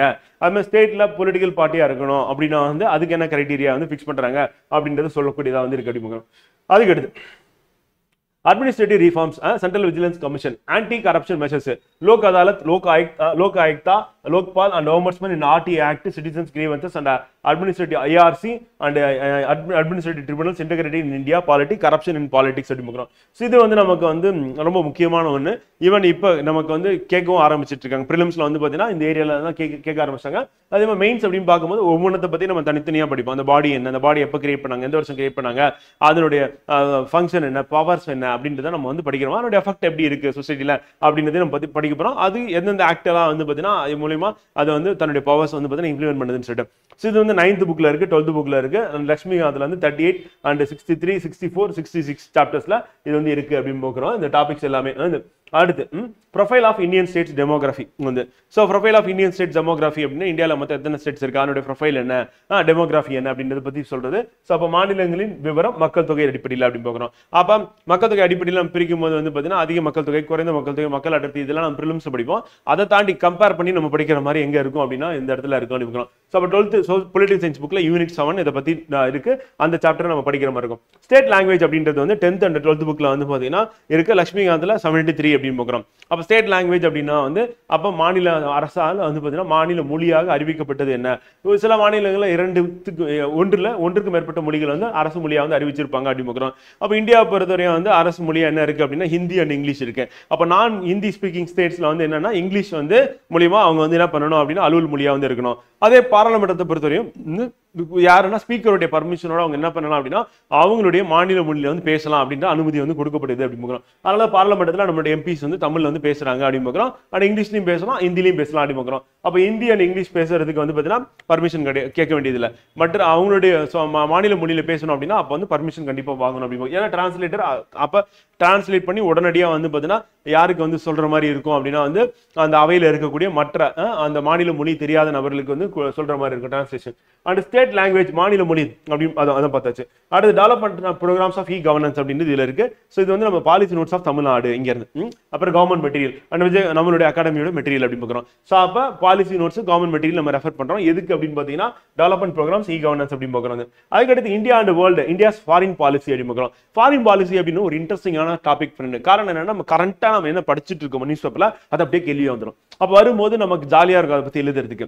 ஏன்னா இப்ப வந்து ஃபாரின் பாலிசி அப்படின்னு பார்க்கும்போது வந்து என்னன்னா நம்ம என்ன சொல்றதுன்னா நம்ம தெருவில் ரிலேட்டிவ்ஸ் மத்தியில இல்லை ஃப்ரெண்ட்ஸ் மத்தியில நம்மளை சுத்தி இருக்கிறவங்க போடுற சண்டை எப்படி இருக்கும் அதுக்கு ஈக்குவலான ஒரு சண்டை எங்க போட்டுட்டு இருப்பாங்கன்னா ஃபாரின் பாலிசியில சண்டை போட்டுட்டு இருப்பாங்க. அப்ப ரொம்ப சின்ன பிள்ளைத்தனமா வந்து பாத்தீங்கன்னா நடந்துப்பாங்க. என்னடா இப்படிலாம் நடந்துக்கிறாங்க, இதெல்லாம் டெவலப்டு கண்ட்ரியா, இவங்கெல்லாம் லிட்ரேட்டா, முதல்ல படிச்சவங்களா அந்த அப்படின்ற மாதிரி நம்ம கேள்வி கேட்கிற மாதிரி, நம்ம சிரிக்கிற மாதிரி, அவங்கள பார்க்கும்போது நகைப்பு ஏற்படுற மாதிரி தான் சுச்சுவேஷன் நடந்துட்டு இருக்கும். இப்போ எக்ஸாம்பிள் வந்து அமெரிக்காவுடைய அந்த பொருளாதார தடை விதிக்கிறதா இருக்கட்டும், டாக்ஸ் போடுறதா இருக்கட்டும், இதெல்லாம் என்ன இப்படிலாம் பண்ணிட்டு இருக்காங்க அப்படின்ற மாதிரி இருக்கும். ஸோ அப்போ அந்த அளவுக்கு வந்து இன்ட்ரெஸ்டிங்கான ஒரு ஸ்டோரியா வந்து எது இருக்குன்னா ஃபாரின் இன்டர்நேஷனல் ரிலேஷன்ஸ் வந்து இருக்கு இந்தியாவோட அப்படி. ஸோ அதை அப்படியே நம்ம கேள்வி கேட்பாங்க, இன்னும் இன்ட்ரெஸ்டிங்காக எழுதலாம். அண்ட் சிலலாம் வந்து ஸ்டாட்டிக்காக இருக்கும். இப்போ எக்ஸாம்பிள் சார்க் பற்றியோ, ஆசியான் பற்றியோ, இல்லை ஷாங்காய் கோஆபரேஷன் பற்றியோ, அது வந்து G7 பற்றியோ, G20 பற்றியோ, இதெல்லாம் வந்து நமக்கு வந்து எப்போ ஆரம்பிச்சாங்க, எப்படி இருக்கு, இப்போ பிரிக்ஸ் அப்படின்றது பாடி எதுக்காக ஆரம்பிச்சாங்க, என்ன பண்ணுது, அதோட ஃபங்க்ஷன் என்ன, கடைசி மீட்டிங் எப்போ நடந்தது அப்படின்றது முதல்ல நம்ம படிக்கக்கூடிய ஏரியா வந்து பார்த்தீங்கன்னா இங்கே. அப்போ 8th 10th 12th புக்கில் வந்து படிப்போம். அண்ட் இந்தியன் பாலிட்டி லட்சுமி வந்து யூனிட் 88ல இருக்கு அப்படின்னு புக் வந்து. ஸோ அதுக்கு அடுத்து India relationship with world countries வந்து. ஸோ அது மாதிரி இது ஃபாரின் பாலிசி பொறுத்து இருக்கு. மற்ற கண்ட்ரியோட எப்படி ரிலேஷன்ஷிப் எப்படி இருக்கு, நம்ம மற்ற கண்ட்ரிஸோட ரிலேஷன்ஷிப் எதுக்குன்னா எக்ஸ்போர்ட் அண்ட் இம்போர்ட் இதுதான். ஏன்னா இந்தியன்ஸ் அங்கே போயிட்டு வேலை பார்ப்பாங்க, அங்கேருந்து பணம் அனுப்புவாங்க, அந்த பணத்தை வந்து ரெமிடன்ஸாக இந்தியா வந்து இந்தியாவில் இருக்கிறவங்களுக்கு வந்து கிடைக்கும். ஸோ அப்போ இந்த மாதிரி ரெண்டு விஷயத்துக்காக என்ன பண்ண இந்தியா வந்து அவங்களோட ரிலேஷன்ஷிப் வந்து வச்சிருப்பாங்க. ஸோ அப்போ ஃபாரின் கண்ட்ரிஸோட ரிலேஷன்ஷிப் அப்படின்னா ஒன்று எக்ஸ்போர்ட் அண்ட் இம்போர்ட், அப்படி அதர்வைஸ் வந்து என்னவா இருக்கும் அப்படின்னா இந்தியன்ஸ் அங்கே போய் ஒர்க் பண்ணுவோம். அப்படி இல்லைன்னா ஸ்ட்ராட்டஜிக்கலாக வந்து நமக்கு ஏதாவது பிரச்சனை வார் அப்படின்னா, நம்ம இப்போ நெய்பரிங் கண்ட்ரிஸ் வந்து பாகிஸ்தான் அண்ட் சைனா வந்து நம்மளை அட்டாக் பண்ணுறாங்க அப்படின்னா திருப்பி நம்ம அட்டாக் பண்ணுறதுக்கு நம்ம சப்போர்ட் பண்ணுற மாதிரி கண்ட்ரிஸ் ஏதாவது நம்ம பிடிச்சி வச்சுப்போம், friendly Nations. And defence and national security அப்படின்றது அது வந்து 8th சோசியல் சயின்ஸ் புக்லேயும் இருக்கு. அதே மாதிரி கவர்மெண்ட் மெட்டீரியல் இருக்கு. அப்போ நம்ம அகாடமி மெட்டீரியல் அது கொடுத்துருக்கோம்.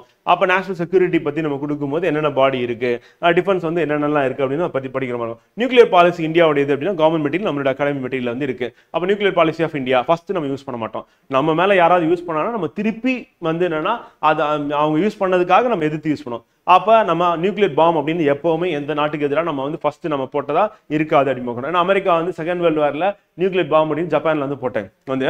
ஸோ அப்போ நோ ஃபர்ஸ்ட் யூஸ் பாலிசி அப்படின்னு நம்ம ஃபாலோ பண்ணிட்டு இருக்கோம். ஆனால் இப்போ அமெரிக்கா வந்து நியூக்ளியர் வெப்பன் வச்சுக்கலாமா அப்படின்னா வச்சுக்கலாம். ஏன்னா P5 பர்மனன்ட் 5 மெம்பர்ஸ்ல வந்து அமெரிக்கா வந்து இருக்கு அப்படின்னு பார்க்கலாம். ஸோ அப்போ அமெரிக்காவுக்கு அந்த பவர் வந்து இருக்கு அப்படின்னு பார்க்குறோம் வந்து. அப்போ யாருக்கு இல்லை அப்படின்னா இந்தியாவுக்கு இல்லை அப்படின்னு பார்க்குறோம். ஸோ அதுக்கு காரணம் என்ன அப்படின்னா அந்த permanent 5 United nation security council வந்து அமெரிக்கா இருக்கு, அவங்க யூஸ் பண்ணிக்கலாம் உலக அமைதிக்காக. ஆனால் உலக அமைதி அப்படின்ற பேர்ல வந்து பார்த்தீங்கன்னா இவங்களுக்கு சாதகமா இருக்கக்கூடிய விஷயத்துல மட்டும்தான் இவங்க வந்து நம்ம தலையிடுவாங்க. இவங்களுக்கு பாதகமா இருக்கு அப்படின்னா எக்கேடு கெட்டா என்ன அப்படின்னு விட்டுருவாங்க. உதாரணத்துக்கு வந்து இப்போ ஆப்பிரிக்காவில் நடக்கக்கூடிய வந்து பார்த்தீங்கன்னா இன மோதல்களை வந்து தடுக்கிறதுக்கு எந்த நாடும் ரெடியா இருக்கிறதே இல்லை அப்படின்னு. ஸோ அந்த மாதிரி வந்து இவங்களுக்கு சாதகமான விஷயத்துக்கு மட்டும் தான் தலையிட்டு உலக அமைதி நிலைநாட்டுறது அப்படின்றது நியூக்ளியர் பாலிசி அவங்க ஃபாலோ பண்றாங்க. பட் இந்தியாவை பொறுத்தவரையும் நம்ம காந்தியன் கண்ட்ரி, புத்திசம் தோன்றிய கண்ட்ரி, அப்போ நம்ம நான் வயலன்ஸ் அகிம்சாவை ஃபாலோ பண்ணியிருக்கோம். ஸோ அப்படிப்பட்ட ஒரு நாடு அப்படின்னும் போது வந்து நம்ம அந்த நாட்டுக்கு எதிராகவும் செயல்படுறது அப்படின்னு நம்மளோட வேலையே கிடையாது. ஆனால் நம்ம நாட்டுக்கு எதிராக யாராவது செயல்பட்டாங்கன்னா அதுக்கு பதிலடி கொடுக்கறது அப்படின்னு தான் இந்தியாவுடைய நோக்கம் வந்து இருக்கு அப்படிங்கிறோம். ஸோ அது நம்மளுடைய டெரரிசம் அப்படின்றது நமக்கு பெரிய ஒரு தொல்லை தான் வந்து இந்தியா பொறுத்தவரையும் வந்து.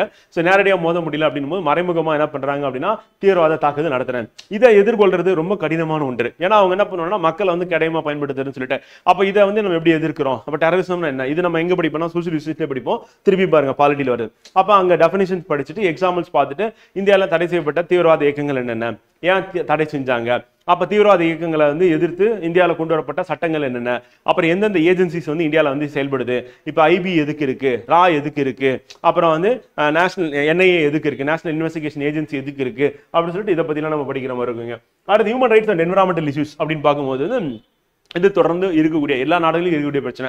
இது வந்து நாட் ஒன்லி ஃபார் இந்தியா மட்டும் கிடையாது, developed and under developed countries 3 நாடுகளிலுமே இருக்கக்கூடிய ஒரு பிரச்சனையா வந்து இருக்கு அப்படின்னு பார்க்குறோம். ஏன்னா வளர்ச்சி அப்படின்னு நம்ம போகும்போது என்ன ஆகுதுன்னா அந்த என்விரான்மெண்டல் இஷ்யூஸ் அப்படின்றது ஒன்று வரதான் செய்யுது. அண்ட் ஹியூமன் ரைட்ஸ் இஷ்யூஸ் அப்படின்றது என்ன அப்படின்னு பார்த்தீங்கன்னா ஒன்று அரசாங்கம் வந்து அடக்குமுறையை கையாளும் போது நடக்கக்கூடியது வந்து, அல்லது வந்து பார்த்தீங்கன்னா தீவிரவாதிகள் அல்லது வந்து மாஃபியா இந்த மாதிரி இவங்களால ஏற்படக்கூடிய பாதிப்பு அப்படின்னு பார்க்குறோம். அப்போ சொசைட்டியில் இது 2 விஷயத்தினால நடக்கும் அப்படின்னு பார்க்குறோம். ஸோ அதை பற்றி படிக்கிறது அப்படின்னா 8th 9th 12th புக்கில் அண்ட் லட்சுமிகாந்த்ல இருந்து 57 58 அப்படி பார்க்குறோம். அப்போ ஹியூமன் ரைட்ஸை வந்து ஹேண்டில் பண்ணுறதுக்காக நேஷனல் ஹியூமன் ரைட்ஸ் கமிஷன் இருக்கு, ஸ்டேட் ஹியூமன் ரைட்ஸ் கமிஷன் இருக்கு அப்படின்னு பார்க்குறோம். என்விரான்மெண்டல் இஷ்யூஸ் ஹேண்டில் பண்ணுறதுக்காக நேஷனல் கிரீன் ட்ரிபியூனல் அப்படின்ற ஒரு பாடி வந்து இருக்கு, தேசிய பசுமை தீர்ப்பாயம் இருக்கு. ஸோ அதை பற்றி நம்ம படிக்கிற மாதிரி இருக்கும். அப்புறம் ஆக்ட், இப்போ என்விரான்மெண்டல் ப்ரொடெக்ஷன் ஆக்ட் 1986 இருக்கு, நம்ம ஃபண்டமெண்டல் டியூட்டிஸ் வந்து இருக்கு. அப்போ என்னென்னலாம் வந்து என்விரான்மெண்ட்டை ப்ரொடெக்ட் பண்ணுறதுக்காக DPSP என்ன இருக்கு அண்ட் ஃபண்டமெண்டல் டியூட்டிஸ்ல என்ன இருக்குன்னு சொல்லிட்டு நம்ம கான்ஸ்டியூஷன்ல படிக்கிற மாதிரி இருக்கும். அப்போ எந்த ஒண்ணுமே நம்ம படிக்கும் போது வந்து ஆர்டிகல் நமக்கு தெரியணும், இயர் தெரியணும், இதெல்லாம் உங்களுக்கு கிளாஸ்ல கொடுக்கும்போது அதை நோட்ஸ் எடுத்து அதை திருப்பி ரிவைஸ் பண்ணும்போது உங்களை வந்து பார்த்தீங்கன்னா அந்த எக்ஸாம் ஓரியன்டா நல்லா தயார்படுத்துறது அப்படின்றது எங்களுடைய நோக்கமா இருக்கு. ஸோ எங்களுக்கு என்ன இலக்கு அப்படின்னா உங்களுடைய இலக்கா இருக்கக்கூடிய நீங்க வேலை வாங்கணும் அப்படின்னு தான் எங்களுடைய இலக்கா வந்திருக்கு. ஸோ அதை நோக்கி நம்ம 2 பேரும் சேர்ந்து பயணிக்கும் போது என்ன ஆகுனா உங்களுடைய ப்ரிப்பரேஷன் வந்து நீண்ட காலமா இல்லாம குறுகிய காலத்துல நீங்க வெற்றி அடைய முடியும் முடியும் அப்படின்றது தான் எங்களுடைய நோக்கமா வந்து இருக்கு அப்படின்னு பார்க்குறோம் ஃப்ரெண்ட். அடுத்து international organisation packs and summits. இந்த இப்போ நம்ம இன்டர்நேஷனல் ஆர்கனைசேஷன் பத்தி ஏற்கனவே ஒரு ஹிண்ட் வந்து கொடுத்தோம். SAARC, ASEAN, Shanghai cooperation, BRICS, G7, G20 அப்படி சொல்லிட்டு குவாட் அப்படி சொல்லிட்டு என்னென்னலாம் ஆர்கனைசேஷன் இந்தியா வந்து மெம்பரா இருக்கு அப்படி சொல்லிட்டு அது பீம்ஸ்டெக் அப்படி சொல்லிட்டு நம்ம அதை பத்தி படிக்கிற மாதிரி இருக்கும். எப்ப ஸ்டார்ட் பண்ணாங்க, எப்போ ஸ்டார்ட் பண்ணாங்க, அதனுடைய அப்ஜெக்டிவ் என்ன, எய்ம் என்ன, யார் யார் மெம்பரா இருக்காங்க, லாஸ்டா ரீசெண்டா நடந்த சமிட் என்ன, சமிட்ல என்ன வந்து சிக்னேட்டரி வந்து என்ன பண்ணாங்க அப்படின்னு படிக்கிற மாதிரி இருக்கும். And electoral system in India, election commission, constitutional provision, composition, powers and functions வந்து இது ஒரு சூப்பரான பாடம். ஏன்னா இந்தியாவில் வந்து எலெக்ஷன் அப்படின்னு ஒரு திருவிழா வந்து அது உண்மைதான். வந்து மக்களை வந்து பார்த்தீங்கன்னா ஆர்வத்தோட வந்து மோர் தென் 60%, 70% கிட்ட 80% சில இடங்கள்ல வந்து ஓட்டு வந்து போடுறாங்க. ஒரு பக்கம் அரசாங்கம் வந்து விடுமுறை கொடுத்துட்றாங்க. எப்படிடா அந்த 140 கோடியில் அது அடல்ட், அதாவது 18 வயசுக்கு மேல இருக்கிறவங்க ஓட்டு போடுறது அப்படின்னும் போது உலக நாடுகளுக்கு ஆச்சரியமான விஷயம். ஏன்னா அவங்க கண்ட்ரியில வந்து வளர்ந்த நாடுகள்ல லேக்ஸ்லயும் அல்லது ஃபியூ க்ரோர்ஸ்ல தான் வந்து பாப்புலேஷன் இருக்கு, அந்த சில கோடிகள்ல தான். ஆனா நம்ம பல கோடியில இவ்வளோ பேர் இருக்காங்க. இவ்வளோ பேரும் ஒரே நேரத்தில் எப்படி ஓட்டு போடுறாங்க, அதை எப்படி கவுண்ட் பண்றாங்க, எப்படி ரிசல்ட் அனௌன்ஸ் பண்றாங்க, இதுல வன்முறையும் இல்லாம எந்த ஒரு மால் பிராக்டிஸும் இல்லாம வந்து எலெக்ஷன் நடக்கிறது அப்படின்றது மற்ற நாடுகள் ஆச்சரியம். அப்போ மற்ற நாடுகள் இந்தியாவில் வந்து எலெக்ஷன் நடக்கும்போது வந்து பார்த்து பிரமிச்சுட்டு போறாங்க அப்படின்னு பார்க்குறோம். ஸோ அப்போ நம்ம டிரான்ஸ்பரன்சி அப்படின்றது எலெக்ஷன் கமிஷன்ல மேற்கொண்டு கொண்டு வந்துட்டே இருக்காங்க. அதே மாதிரி கோட் ஆஃப் கண்டக்ட் அப்படின்றது வந்து எலெக்ஷன் கமிஷனே டிசைட் பண்ணிக்கிறாங்க. அது என்னன்னா ஒரு சுயமா செயல்படுது. இப்போ எக்ஸாம்பிள் வந்து ஆளுங்கட்சி, இப்போ ஆட்சியில் இருக்க கட்சி வந்து சொல்றது எலெக்ஷன் கமிஷன் கேட்கணுமா அப்படின்னா கிடையாது. அவங்க நியமனம் பண்றது என்னவோ வந்து பாத்தீங்கன்னா இப்போ ஆளுங்கட்சி யாரும் அவங்க நியமனம் பண்றாங்க. ஆனா இவங்க முடிவு பண்றாங்க வந்து இப்ப இவங்களுக்கான இதை வந்து பாத்தீங்கன்னா கவர்மெண்ட் சர்வெண்ட் எல்லாருமே வந்து இவங்களுக்கு கீழே வந்து என்ன பண்ணிடுறாங்க, டெபுடேஷன்ல கொண்டு வந்துடுறாங்க. அவங்க மொத்த கண்ட்ரோல், எலெக்ஷன் கமிஷன் அவங்க மீது மொத்த கண்ட்ரோல் அவங்க எடுத்துக்கிறாங்க. அப்ப இவங்க என்ன நினைக்கிறாங்களோ அதை வந்து இண்டிபெண்டா டிரான்ஸ்பரண்டா எலெக்ஷன் வந்து நடத்தி வெற்றிகரமா ரிசல்ட்னு சொல்றாங்க அப்படின்னு. இது வந்து அங்கொன்னு இங்கொன்னுமா குறை இருந்தாலும் பெரும்பான்மையா வந்து ஏற்றுக்கொள்ளப்பட்ட ஒன்றா வந்து இருக்கு அப்படின்னு. இது மிக சிறப்பான விஷயமா இந்தியாவில் வந்து இருக்குன்னு பார்க்கிறோம். இதுக்கு என்ன காரணம்னு நினைக்கிறீங்க அப்படின்னா நம்ம கான்ஸ்டிடியூஷன் மேக்கர்ஸ் தான். இந்திய அரசியலமைப்பு உருவாக்கிய அந்த நம்ம இந்திய அரசியலமைப்பு தந்தையா இருக்கட்டும் அல்லது உருவாக்கியவர்கள் இருந்து இவங்களுடைய அந்த இன்டென்ஷன் வந்து சரியா இருந்ததுனாலதான் இப்ப நம்ம 75 ஆண்டுகளை கடந்து எலெக்ஷனை சிறப்பா நடத்திட்டு இருக்கோம். அதே நேரத்தில் எலெக்ஷன் கமிஷன் சம்பந்தமா எந்த ஒரு குற்றச்சாட்டு வச்சாலும் அதை உடனே அது சரி செஞ்சு அடுத்தடுத்த கட்டத்தை நோக்கி எலெக்ஷன் கமிஷன் வந்து போயிட்டு இருக்கு. அந்த எலெக்ஷன் கமிஷனை பத்தி நம்ம இங்க படிக்க போறோம் அப்படின்னு. அதே மாதிரி இந்தியாவில் எலெக்ஷன்ஸ் எப்படி நடக்குதுன்னு படிக்கணும். Comptroller and auditor general of India வந்து CAG சொல்ல வேண்டியல. 2G ஸ்பெக்ட்ரமுக்கும் CAGக்கும் நம்ம நெருங்கிய தொடர்பு இருக்கு. ஏன் இது நெருங்கிய தொடர்பு அப்படின்னு ஏன் அங்க மட்டும் வருது? அதுக்கு முன்னாடி எல்லாம் இவர் இல்லையா, இவர் எங்க போனாரு அப்படின்னு ஒருத்தர் இருந்தாரா இல்லையா? அதுக்கு முன்னாடி இருந்தாரு. ஆனா RTI ஆக்ட் அப்படின்னு கொண்டு வந்தது, ரைட் டு இன்ஃபர்மேஷன் ஆக்ட் கொண்டு வந்தது என்ன ஆச்சு அப்படின்னா CAG வந்து என்ன ரிப்போர்ட்ல எழுதுறாரோ அதை வெளிக்கொணர்ந்து அதை வந்து அவர் எப்படிலாம் வந்து கவர்மெண்ட்டை கிரிட்டிசைஸ் பண்றாரு. ஏன்னா ஆடிட்டர் அப்படின்னாவே என்னது, ரிசோர்ஸை நீங்க வந்து மிஸ்யூஸ் பண்ணிருக்கீங்க, வந்து ரிசோர்ஸை நீங்க சரியா யூஸ் பண்ணல, ரிசோர்ஸை நீங்க வேஸ்ட் பண்ணிருக்கீங்க அப்படின்றத அவங்க ஆடிட்டிங் ரிப்போர்ட்ல எழுதுவாங்க. அந்த ரிப்போர்ட்டை RTI பேப்பர் போட்டு என்ன பண்ணிருக்காங்க, வாங்கியிருக்காங்க. அப்படி வாங்கணும் போது தான் தெரிஞ்சது ஃபர்ஸ்ட் கம் ஃபர்ஸ்ட் நீங்க கொடுத்துருக்க கூடாது, இதை நீங்க ஏலத்துல விட்டுருக்கணும், விட்டுருந்தா பல ஆயிரம் கோடி கிடைச்சிருக்கும். எதை வச்சு சொல்றேன் அப்படின்னா ஃபர்ஸ்ட் கம் ஃபர்ஸ்ட் முதல்ல வந்து யார் வந்து பெட்டிஷன் கொடுத்தாலும் அவங்களுக்கு நீங்க லைசன்ஸ் கொடுத்தீங்க, அந்த லைசன்ஸை வாங்கிட்டு போயிட்டு அவங்க ஒரு செல்போன் டவர் கூட வைக்கல, அதை அப்படியே எடுத்துட்டு போய் வித்துட்டாங்க. ஸோ அப்போ அவங்களுக்கு இவ்வளவு கோடி லாபம் வந்திருக்கு அப்படின்னு சொல்லி சொல்லும் போது அது மட்டும் இல்லாம நீங்க பிட்டிங்ல விட்டுருந்தீங்க அப்படின்னா இவ்வளவு கோடி வந்திருக்குன்னு சொன்னேன். அப்ப இதுல என்ன நடந்திருக்கு அப்படின்னா வந்து ஒரு விஷயத்த வந்து முறையா சரியா செஞ்சா எது வந்து அரசாங்கத்துக்கு வந்து பாத்தீங்கன்னா பொருள் ஈட்டும் வகையில இருக்கும் அப்படின்றத கவனமா சிந்திச்சு செயல்படாம விட்டுட்டாங்க அப்படின்றத அவர் சொன்னாரு. அது வந்து ஸ்கேமா வந்து அடுத்து வந்து வெளியே வந்தது அப்படிங்கிறோம். அதுக்கு அடுத்து அது தொடர்பா கேஸ், கோர்ட்டு, ஜட்ஜ்மெண்ட், தீர்ப்பு எல்லாம் பார்த்துருப்பீங்க. And central bureau of investigation, enforcement directorate வந்து இப்போ ரொம்ப ஃபேமஸ் ஆனது. இதுக்கு முன்னாடி ஒரு 15-20 வருஷத்துக்கு முன்னாடிலாம் வந்து CBI அப்படின்னா பயங்கரமா இருக்கும். இப்போ யார் பயங்கரமா இருக்காங்கன்னா என்ஃபோர்ஸ்மெண்ட் டைரக்டரேட் வந்து. ஸோ இப்போ ED அப்படின்றது. ஸோ இப்போ இந்த ED அப்படின்றது பாடியும் வந்து பார்த்தீங்கன்னா எந்த ஆக்ட் கீழே வருது, அவங்களோட பவர் என்ன, ஃபங்க்ஷன் என்ன. CBI வந்து எந்த ஆக்ட் கீழே வருது, அதோட பவர்ஸ் என்ன, ஃபங்க்ஷன் என்ன, அப்படி படிக்கிற மாதிரி இருக்கும். ஸோ இது எல்லாமே நம்ம இப்போ பார்க்கறது வந்து இங்க இருந்து இந்த எலக்ட்ரல் சிஸ்டம் அப்படின்னு இங்க இருந்து ஆரம்பிச்சு குரூப் 2 மெயின்ஸ்ல இருக்கு ஃப்ரெண்ட். இது CAG group 2 mains, CBI group 2 mains. அப்ப இதெல்லாம் வந்து குரூப் 1ல கேட்க மாட்டாங்க அப்படிங்கிற குரூப் 1ல கேட்போம். குரூப் 1ல வேற நம்ம உள்ளுக்குள்ள வந்துடும். சப்ப சென்ட்ரல் ஏஜென்சிஸ் அதுக்குள்ள வந்துடும். அப்ப right to services consumer and rights of consumer protection act, இந்த சோசியல் ஆடிட் சிட்டிசன்ஸ் அப்படிங்கிறது நம்ம குரூப் 2 மெயின்ஸ்ல இருக்கு. 7th புக்ல இருக்கு அப்படிங்கிறோம். ஸோ இது CBI அண்ட் ED வந்து பார்த்தீங்கன்னா லட்சுமிகாந்தில் 65th சாப்டர்ல இருக்கு அப்படிங்கிறோம். CAG வந்து நம்ம 12th புக்லயும் இருக்கு அண்ட் லட்சுமிகாந்த்லயும் இருக்கு அப்படின்னு பார்க்குறோம். அதுக்கு அடுத்து welfare schemes and message successive government in Tamil Nadu after 1947 impact of welfare schemes அப்படின்றது message in socio economic development of Tamil Nadu. இது நம்ம யூனிட் 6ல படிச்ச அதே மாதிரி தான், அந்த டாபிக் மாதிரி தான் இருக்கு. ஸோ அது வந்து பார்த்தீங்கன்னா ப்ரிலிம்ஸ்ல அங்கே வரும், மெயின்ஸ்ல நம்ம இங்கே படிக்கிறது, ப்ரிலிம்ஸ்ல நமக்கு யூஸ் ஆகுதான் போது பாலிசி நோட்ல இருக்கு, கவர்மெண்ட் மெட்டீரியல் இருக்கு, நம்ம அகாடமிக் மெட்டீரியல் இருக்கு அப்படின்னு பார்க்குறோம். இது வந்து குரூப் 2 மெயின்ஸ்ல இருக்கு அப்படின்னு பார்க்குறோம். அதுக்கு அடுத்து இந்த 38 ரிசர்வேஷன் அண்ட் லாங்குவேஜ் பாலிசி இன் தமிழ்நாடு ஸ்பெசிஃபிக்காக கேட்டிருக்கேன், 11th புக்ல இருக்கு. அதுக்கப்புறம் லட்சுமி நம்ம கவர்மெண்ட் மெட்டீரியல் இருக்கு, அப்போ நம்ம அகாடமி மெட்டீரியல் இருக்கு அப்படின்னு பார்க்குறோம். என்ன பாலிசி ஆஃப் தமிழ்நாடு அப்படின்னு தமிழ்நாடு ஓரியன்டா என்ன இதுல இருக்கு. And education and health administrative sector Tamil Nadu evolution achievements of Tamil Nadu in various fields education health industrial information technology agriculture woman marginalisation groups அப்படின்னு சொல்லிட்டு இது எல்லாமே பாலிசி நோட்ஸ்ல நம்ம கவர் பண்றோம். ஸோ நம்மளோட இதுவும் வந்து புக்லேயே நம்ம என்ன பண்ணோம்னா பாலிசி நோட்ஸை இன்க்ளூட் பண்ணி கொடுத்துறோம். தனியாக இல்லாமல் தனியாகவும் நம்ம வந்து அப்போ என்ன ரிலீஸ் பண்ணாலும் அதை வந்து ஹைலைட் பண்ணி கொடுக்குறோம். அது இல்லாமல் புக்லேயே நம்ம என்ன பண்ணுறோம் பாலிசி நோட்ஸ் கொடுக்கறதுனால இன்னும் ஈஸியாக நீங்கள் ப்ரிப்பேர் பண்ணிடலாம் அப்படின்னு பார்க்குறோம். இந்த தடவை நம்ம என்ன பிளான் பண்ணிட்டு இருக்கோம் அப்படின்னா வந்து ப்ரிலிம்ஸ் புக்ல நம்ம என்னென்ன கொஸ்டின்ஸ் வந்து ப்ரிலிம்ஸ்ல வந்து நம்ம புக்ல இருந்து வந்ததுன்னு சொல்லாம இதுக்கு முன்னாடி எதெல்லாம் வந்து நம்ம புக்ல கேட்ட கேள்வி புக்ல இருக்குன்றதை நம்ம ஸ்டார் போட்டே கொடுக்க போறோம் வந்து. ஸோ நம்ம தமிழ் புக்ல அந்த மாதிரி தான் பண்ணியிருக்கோம். அண்ட் அப்கமிங் புக்ஸ்ல அந்த மாதிரி போடும்போது இன்னும் நீங்க அந்த இடம் வரும்போது கேர்ஃபுல்லா நல்லா படிக்கலாம் அப்படின்னு நோக்கம். இது மெயின்ஸ் பொறுத்தவரை நம்ம என்ன பண்ண போறோம் அப்படின்னா எடுத்த உடனே பிவைக்கு அந்த டாபிக் அந்த சாப்டர் இருக்குன்னா அந்த சாப்டர்ஸ் வந்து ப்ரீவியஸ் இயர்ல என்ன கேட்டிருக்காங்கன்னு சொல்லிட்டு அதுக்கப்புறம் தான் நம்ம கிளாஸ்க்குள்ளே போகும். அப்போ அந்த ப்ரீவியஸ் கொஸ்டின் பார்க்கும்போது உங்களுக்கு ஒரு ஐடியா கிடைக்கும். அது இல்லாமல் அதை பேஸ் பண்ணி நீங்கள் நோட்ஸ் மேக்கிங் பண்ணிடுவீங்க. ஸோ அப்போ ஒரு பக்கம் டாபிக் பேஸ் பண்ணி நம்ம கிளாஸ் அட்டன் பண்ணி புக்கில் அண்டர்லைன் பண்ணி 4-5 படிச்சு நோட்ஸ் மேக்கிங் பண்ணிடுவீங்க. அதுக்கப்புறமா வந்து பார்த்தீங்கன்னா ப்ரீவியஸ் இயர் கொஸ்டினுக்கு வந்து ஒவ்வொரு ஸ்டூடெண்ட்டுக்கும் நம்ம ஸ்டூடெண்ட் குரூப் ஃபார்ம் பண்ணி பிரித்து கொடுத்துட்டு நோட்ஸ் மேக்கிங் பண்ண சொல்லி ஆன்சர் ப்ராக்டிஸ் பண்ண சொல்லிட்டு அதை கம்பைல் பண்ணி திருப்பி கொடுப்போம். திருப்பி நீங்கள் அதை நோட்ஸ் மேக்கிங் பண்ணும்போது என்னன்னா உங்ககிட்ட சூப்பரான ஒரு நோட்ஸ் மேக்கிங் அப்படின்னு இருக்கும். இது இல்லாமல் டெய்லி டெஸ்ட் வீக்லி டெஸ்ட் அப்படின்றது அதுக்கான ஆன்சர் கீ கொடுத்து அதுலேருந்து நோட்ஸ் மேக்கிங் பண்ணுங்க. அப்போ 3 விதமான நோட்ஸ் மேக்கிங். இதில் பிரதானமானது அப்படின்னா கிளாஸ் வந்து, செகண்ட் வந்து பிவைக்கும், தேர்ட் வந்து டெய்லி டெஸ்ட் வீக்லி டெஸ்ட். அப்போ இந்த 3 ஒன்னா சேரும் போது தான் நம்ம ப்ரிப்பரேஷன் வந்து கம்ப்ளீட் ஆகுது அப்படின்னு பார்க்குறோம். இந்த 3 ட்ரையாங்கிளோட எஜ்ஜின் கூட வச்சுக்கலாம். And problems in public services delivery இன் தமிழ்நாடு வந்து அதுவும் நம்ம policy notes government material and நம்மளோட அகாடமிக் மெட்டீரியல் வந்து ஃபாலோ பண்ண போறோம் அப்படின்னு சொல்லி பார்க்குறது. ஸோ அதுக்கு அடுத்து கரண்ட் அஃபேர்ஸ். ஃபைனலாக கரண்ட் அஃபேர்ஸ் நம்ம சொல்ல வேண்டியதில்லை. நம்மளோட கரண்ட் அஃபேர்ஸ் அப்படின்றது வந்து பார்த்தீங்கன்னா என்ன சொல்ற ப்ரிலிம்ஸ்ல வந்து ரொம்ப பெஸ்ட்டாக வந்து வந்திருக்குன்னு சொல்லி பல மாணவர்கள் சொல்லியிருக்கீங்க.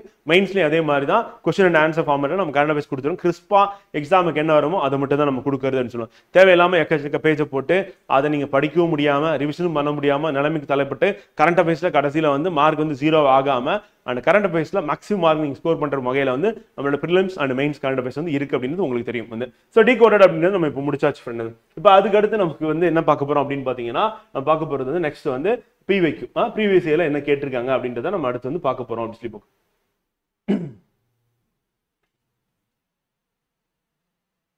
ஸோ ப்ரீவியஸ் அப்படின்னு கொஸ்டின் அப்படின்னு பார்க்கும்போது வந்து கான்ஸ்டியூஷன் ஆஃப் இந்தியா வந்து ஸோ இதில் நமக்கு கேள்வி அப்படின்னு பார்த்தீங்கன்னா டோட்டல் நம்பர் ஆஃப் கொஸ்டின்ஸ் எவ்வளோ கேட்டிருக்காங்க அப்படின்னா ஒரு 6 கொஸ்டின் வந்து கேட்டிருக்காங்க ஃப்ரெண்ட். 6 கேள்வி கேட்டிருக்காங்க. இது நம்ம ஏற்கனவே சொன்னதான் டிஎன்பிஎஸ்சி அண்ட் யூபிஎஸ்சி ரெண்டுமே நம்ம சேர்த்து போட்டிருக்கோம். யூபிஎஸ்சி தான் நம்ம தமிழில் டிரான்ஸ்லேட் பண்ணி உங்களுக்கு இங்கே கொடுத்துருக்கோம் அப்படின்னு பார்க்குறோம். ஸோ இதில் முக்கியமான கீவேர்ட்ஸ் வந்து பார்த்தீங்கன்னா பப்ளிக் கவர்னன்சஸ் வந்து யூனிட்டி அண்ட் இன்டெகிரிட்டி வந்து அவுட்ஸ்டாண்டிங் ஃபியூச்சர்ஸ் வந்து and British and Indian approaches வந்து பார்லிமெண்ட்ரி சாவர்னிட்டி அண்ட் ப்ரொசீஜர்ஸ் வந்து constitution of the USA and India அப்படின்றத கம்பேர் பண்ணி கேட்டிருக்காங்க வந்து. இது வந்து நமக்கு யூபிஎஸ்சி கொஸ்டினாக வந்து இருக்கு பார்க்குறோம். ஸோ அப்போ கான்ஸ்டியூஷன் பொறுத்தவரை நமக்கு ஃபர்ஸ்ட் 3 மார்க்லாம் இருந்தது. 3 மார்க் 5 மார்க் 8 மார்க்லாம் குரூப் 1 மெயின்ஸ் எக்ஸாமினேஷன்ல இருந்தது. இப்போ வந்து 10 மார்க் 15 மார்க்ல தான் இருக்கு. And Indian constitution exhibits centralising tendency to maintain unity and integrity of the nation explain அப்படின்னு கேட்டிருக்காங்க வந்து. ஸோ அப்போ இந்திய அரசியலமைப்பு தேசத்தின் ஒற்றுமை மற்றும் ஒருமைப்பாட்டை பராமரிக்க மையப்படுத்தும் போக்குகளை வெளிப்படுத்துகிறது அப்படின்னு. அப்போ தேசத்தின் ஒற்றுமையோட ஒருமைப்பாட்டை பராமரிக்க மையப்படுத்தப்படும் போக்கு மையப்படுத்தினா யூனிட்டரியின் நேச்சரா வந்து இருக்கு. அது எங்க சொல்லியிருக்காங்கன்னா ஆர்டிகல் 1லேயே வந்து சொல்லியிருப்பாங்க. அப்போ யூனியன் ஆஃப் ஸ்டேட்ஸ் கிடையாது அப்படின்றத சொல்லியிருப்பாங்க. இப்போ அமெரிக்காவில் இருக்கக்கூடிய 5 மாநிலங்கள் ஒன்னா சேர்ந்து அக்ரிமெண்ட் போட்டு ஒன்னா சேர்ந்து நம்ம ஒரே கண்ட்ரியா இருக்கலாம். ஆனா நம்ம ஒவ்வொரு ஸ்டேட்டுக்கும் தனித்தனி கான்ஸ்டியூஷன். ஃபெடரலா வரும்போது நம்ம ஒரு கான்ஸ்டியூஷன் தனியா வச்சுப்போம். அப்ப நமக்கெல்லாம் சேர்த்து ஒரு கான்ஸ்டியூஷனும் இண்டிவிஜுவலா ஒரு கான்ஸ்டியூஷன் 2 கான்ஸ்டியூஷன் இருக்கும். 2 இது வந்து ஜுடிஷியரி இருக்கும் வந்து. ஸோ அப்போ லெஜிஸ்லேச்சரும் 2 இருக்கும். அப்போ அங்கே எப்படி இருக்கும் அப்படின்னா ஒவ்வொரு மாநிலத்துக்கும் தனித்தனியாக வந்து ஒரு அரசியலமைப்போம். அதே மாதிரி மொத்தமாக சேர்த்து ஒரே ஒரு அரசியலமைப்பு அப்படின்னு இருக்கும் வந்து. இதுதான் வந்து அமெரிக்காவில். அப்போ அமெரிக்காவில் எப்போ வேணாலும் எந்த மாநிலம் வேணாலும் பிரிஞ்சு போயிடலாம் தேவைப்பட்டான். ஆனால் இந்தியாவில் அப்படி கிடையாது அப்படி பார்க்குறோம். ஸோ அதை பற்றி தான் வந்து கொஸ்டின் வந்து கேட்டிருக்காங்க அப்படி பார்க்குறோம் வந்து. இது கான்ஸ்டியூஷன் ஆஃப் இந்தியா பற்றி வந்து. ஸோ அதுக்கடுத்து ஹிஸ்டாரிக்கல் பேக்ரவுண்டில் ஒரு 3 கேள்வி கேட்டிருக்காங்க ஃப்ரெண்ட். 1873 வந்து 1947 வரையும் இருக்கிறது ஹிஸ்டாரிக்கல் பேக்ரவுண்ட். ஏன்னா அதுக்கப்புறம் நம்ம கான்ஸ்டியூஷன் அசம்பிளியை வந்து கிரியேட் பண்ணி 1949 நவம்பர் 26 நம்ம இந்திய அரசியலமைப்பு வந்து பார்த்தீங்கன்னா ஏற்றுக்கொள்ளப்பட்டது. நடைமுறைக்கு வந்தது வந்து 1950 ஜனவரி 26 வந்து பார்த்தீங்கன்னா நடைமுறைக்கு வருது அப்படிங்கிறோம். ஸோ இது வந்து ஹிஸ்டாரிக்கல் பேக்ரவுண்ட் பார்த்தீங்கன்னா மேக்கிங் ஆஃப் த கான்ஸ்டியூஷன் எப்படி தயார் பண்ணாங்க அப்படின்னும் போது நம்ம 1935 இந்திய அரசு சட்டம் இருக்குல்ல, அதுதான் வந்து மேஜர் சோர்ஸா வந்து இருக்கு அப்படின்னு பின்னாடி வந்து சோர்ஸ் ஆஃப் த கான்ஸ்டியூஷன் அப்படின்னு பார்க்குறோம். ஸோ இப்போ மேக்கிங் ஆஃப் த கான்ஸ்டியூஷன் அப்படின்னும் போது வந்து டாக்டர் பி ஆர் அம்பேத்கர் தலைமையில் என்ன பண்றாங்கன்னா சட்ட வரைவு குழு அப்படின்னு ஏற்படுத்துறாங்க, டிராஃப்டிங் கமிட்டி அப்படின்னு பார்க்குறோம். ஸோ அந்த கமிட்டி என்ன பண்றாங்கன்னா இந்திய அரசியலமைப்பு என்ன பண்றாங்க எழுதுறாங்க அப்படின்னு பார்க்குறோம். ஸோ அது பேஸ் பண்ணி கொஸ்டின்ஸ் வந்து அண்ட் பிரியாம்பிள் அப்படின்றது இந்திய அரசியலமைப்பின் முகவரை. அப்போ இந்தியானா யாரு, அந்த நாடு எப்படிப்பட்ட நாடு அப்படின்னும் போது இந்த கண்ட்ரியை பத்தி சொல்றது. அப்போ இந்தியா பிரியாம்பிள் அப்படின்னும் போது வந்து பார்த்தீங்கன்னா நமக்கு என்னென்னலாம் ஃபாலோ பண்றோம். இப்போ இந்தியாவில் வந்து பார்த்தீங்கன்னா சோசியலிசம் இருக்கா பிரியாம்பிள் சொல்லியிருக்காங்க, அண்ட் செகுலரிசம் இருக்கா பிரியாம்பிள் சொல்லியிருக்காங்க, ஃப்ராட்டர்னிட்டி இருக்கு, யூனிட்டி இருக்கு, இன்டெகிரிட்டி இருக்கு அப்படின்னு பார்க்குறோம், டெமோக்ராட்டிக் ரிபப்ளிக் அப்படின்னு பார்க்குறோம். ஸோ அப்போ இந்தியா அப்படின்றது ஜனநாயக நாடு, மக்களாட்சி நாடு அப்படின்றத பத்தி பேசக்கூடிய இடமா இங்க இருக்குன்னா பிரியாம்பிள் அப்படின்னு பார்க்குறோம். இந்த பிரியாம்பிளை பத்தின கேள்வி அப்படின்றது வந்து இங்க வந்து கேட்டிருக்காங்க வந்து. ஸோ இது ஒரு இன்ட்ரெஸ்டிங்கான ஒரு டாபிக்கும் கூட. ஜவஹர்லால் நேரு வந்து அப்ஜெக்டிவ் ரெசல்யூஷன் சொல்லிட்டு அசம்பிளியில் வந்து பேசுவார், கான்ஸ்டியூஷன் அசம்பிளி. ஸோ அதை வந்து என்ன பண்ணிடுவாங்கன்னா இந்தியாவோட முகப்பறைன்னு வச்சுருவாங்க. அமெரிக்கால தான் ஃபர்ஸ்ட் இதை ஃபாலோ பண்ணுவாங்க. அதே மெத்தட்ல இந்தியாவிலும் என்ன பண்ணாங்க பிரியாம்பிள் அப்படின்றத கிரியேட் பண்ணிருப்பாங்க. ஸோ அதுல கேட்கப்பட்ட கேள்விகள் அப்படின்னு மொத்தமாக இங்க கொடுத்துருக்கோம். இதுல எல்லாமே நீங்க ஆன்சர் மேக்கிங் வந்து பண்ண போறீங்க. ஸோ அதை திருப்பி ரிவைஸ் பண்ண போறீங்க. ஸோ அப்ப ஒரு பக்கம் topic wise notes making, another side வந்து ப்ரீவியஸ் இயர் கொஸ்டின் பேஸ் பண்ணி நோட்ஸ் மேக்கிங், அனதர் சைடு வந்து daily test and weekly test base பண்ணி நோட்ஸ் மேக்கிங். இது மூணு ஒன்னா சேரும் போது என்ன ஆகும் அப்படின்னா தட் இஸ் கம்ப்ளீட்டா ஆயிடும். உங்களுடைய ப்ரிப்பரேஷன் மெயின் ப்ரிப்பரேஷன் வந்து ஃபுல்லா கம்ப்ளீட் ஆயிடும். இதோட சேர்ந்து நம்ம daily test and weekly test வந்து ப்ராக்டிஸ் வந்து கண்டிப்பா வந்து பண்ணணும் அப்படின்னு. And salient features of Indian constitution அப்படின்னு எடுத்துக்கிட்டோம் அப்படின்னா வந்து இதுல கேட்டது ஃபியூச்சர்ஸ் அப்படின்னும் போது இப்போ லென்த்தியஸ்ட் கான்ஸ்டியூஷன் வந்து நம்ம எதை சொல்லுவோம்னா இந்தியன் கான்ஸ்டியூஷன் வந்து சொல்லுவோம் அப்படின்னு பார்க்குறோம். இது சாலின் ஃபியூச்சர்ஸ் வந்து பார்த்தீங்கன்னா. ஸோ அதே மாதிரி சிறிது நெகிழும் சிறிது நெகிழாது அந்த. ஸோ அதே நம்ம என்னன்னா என்னன்னா ரிஜிடாவும் இல்லை ஃபிளெக்சிபிளாகவும் இல்லை அப்படின்னு பார்க்குறோம் வந்து. நெய்தர் ரிஜிட் நார் ஃபிளெக்சிபிள் அப்படின்னு பார்க்குறோம் வந்து.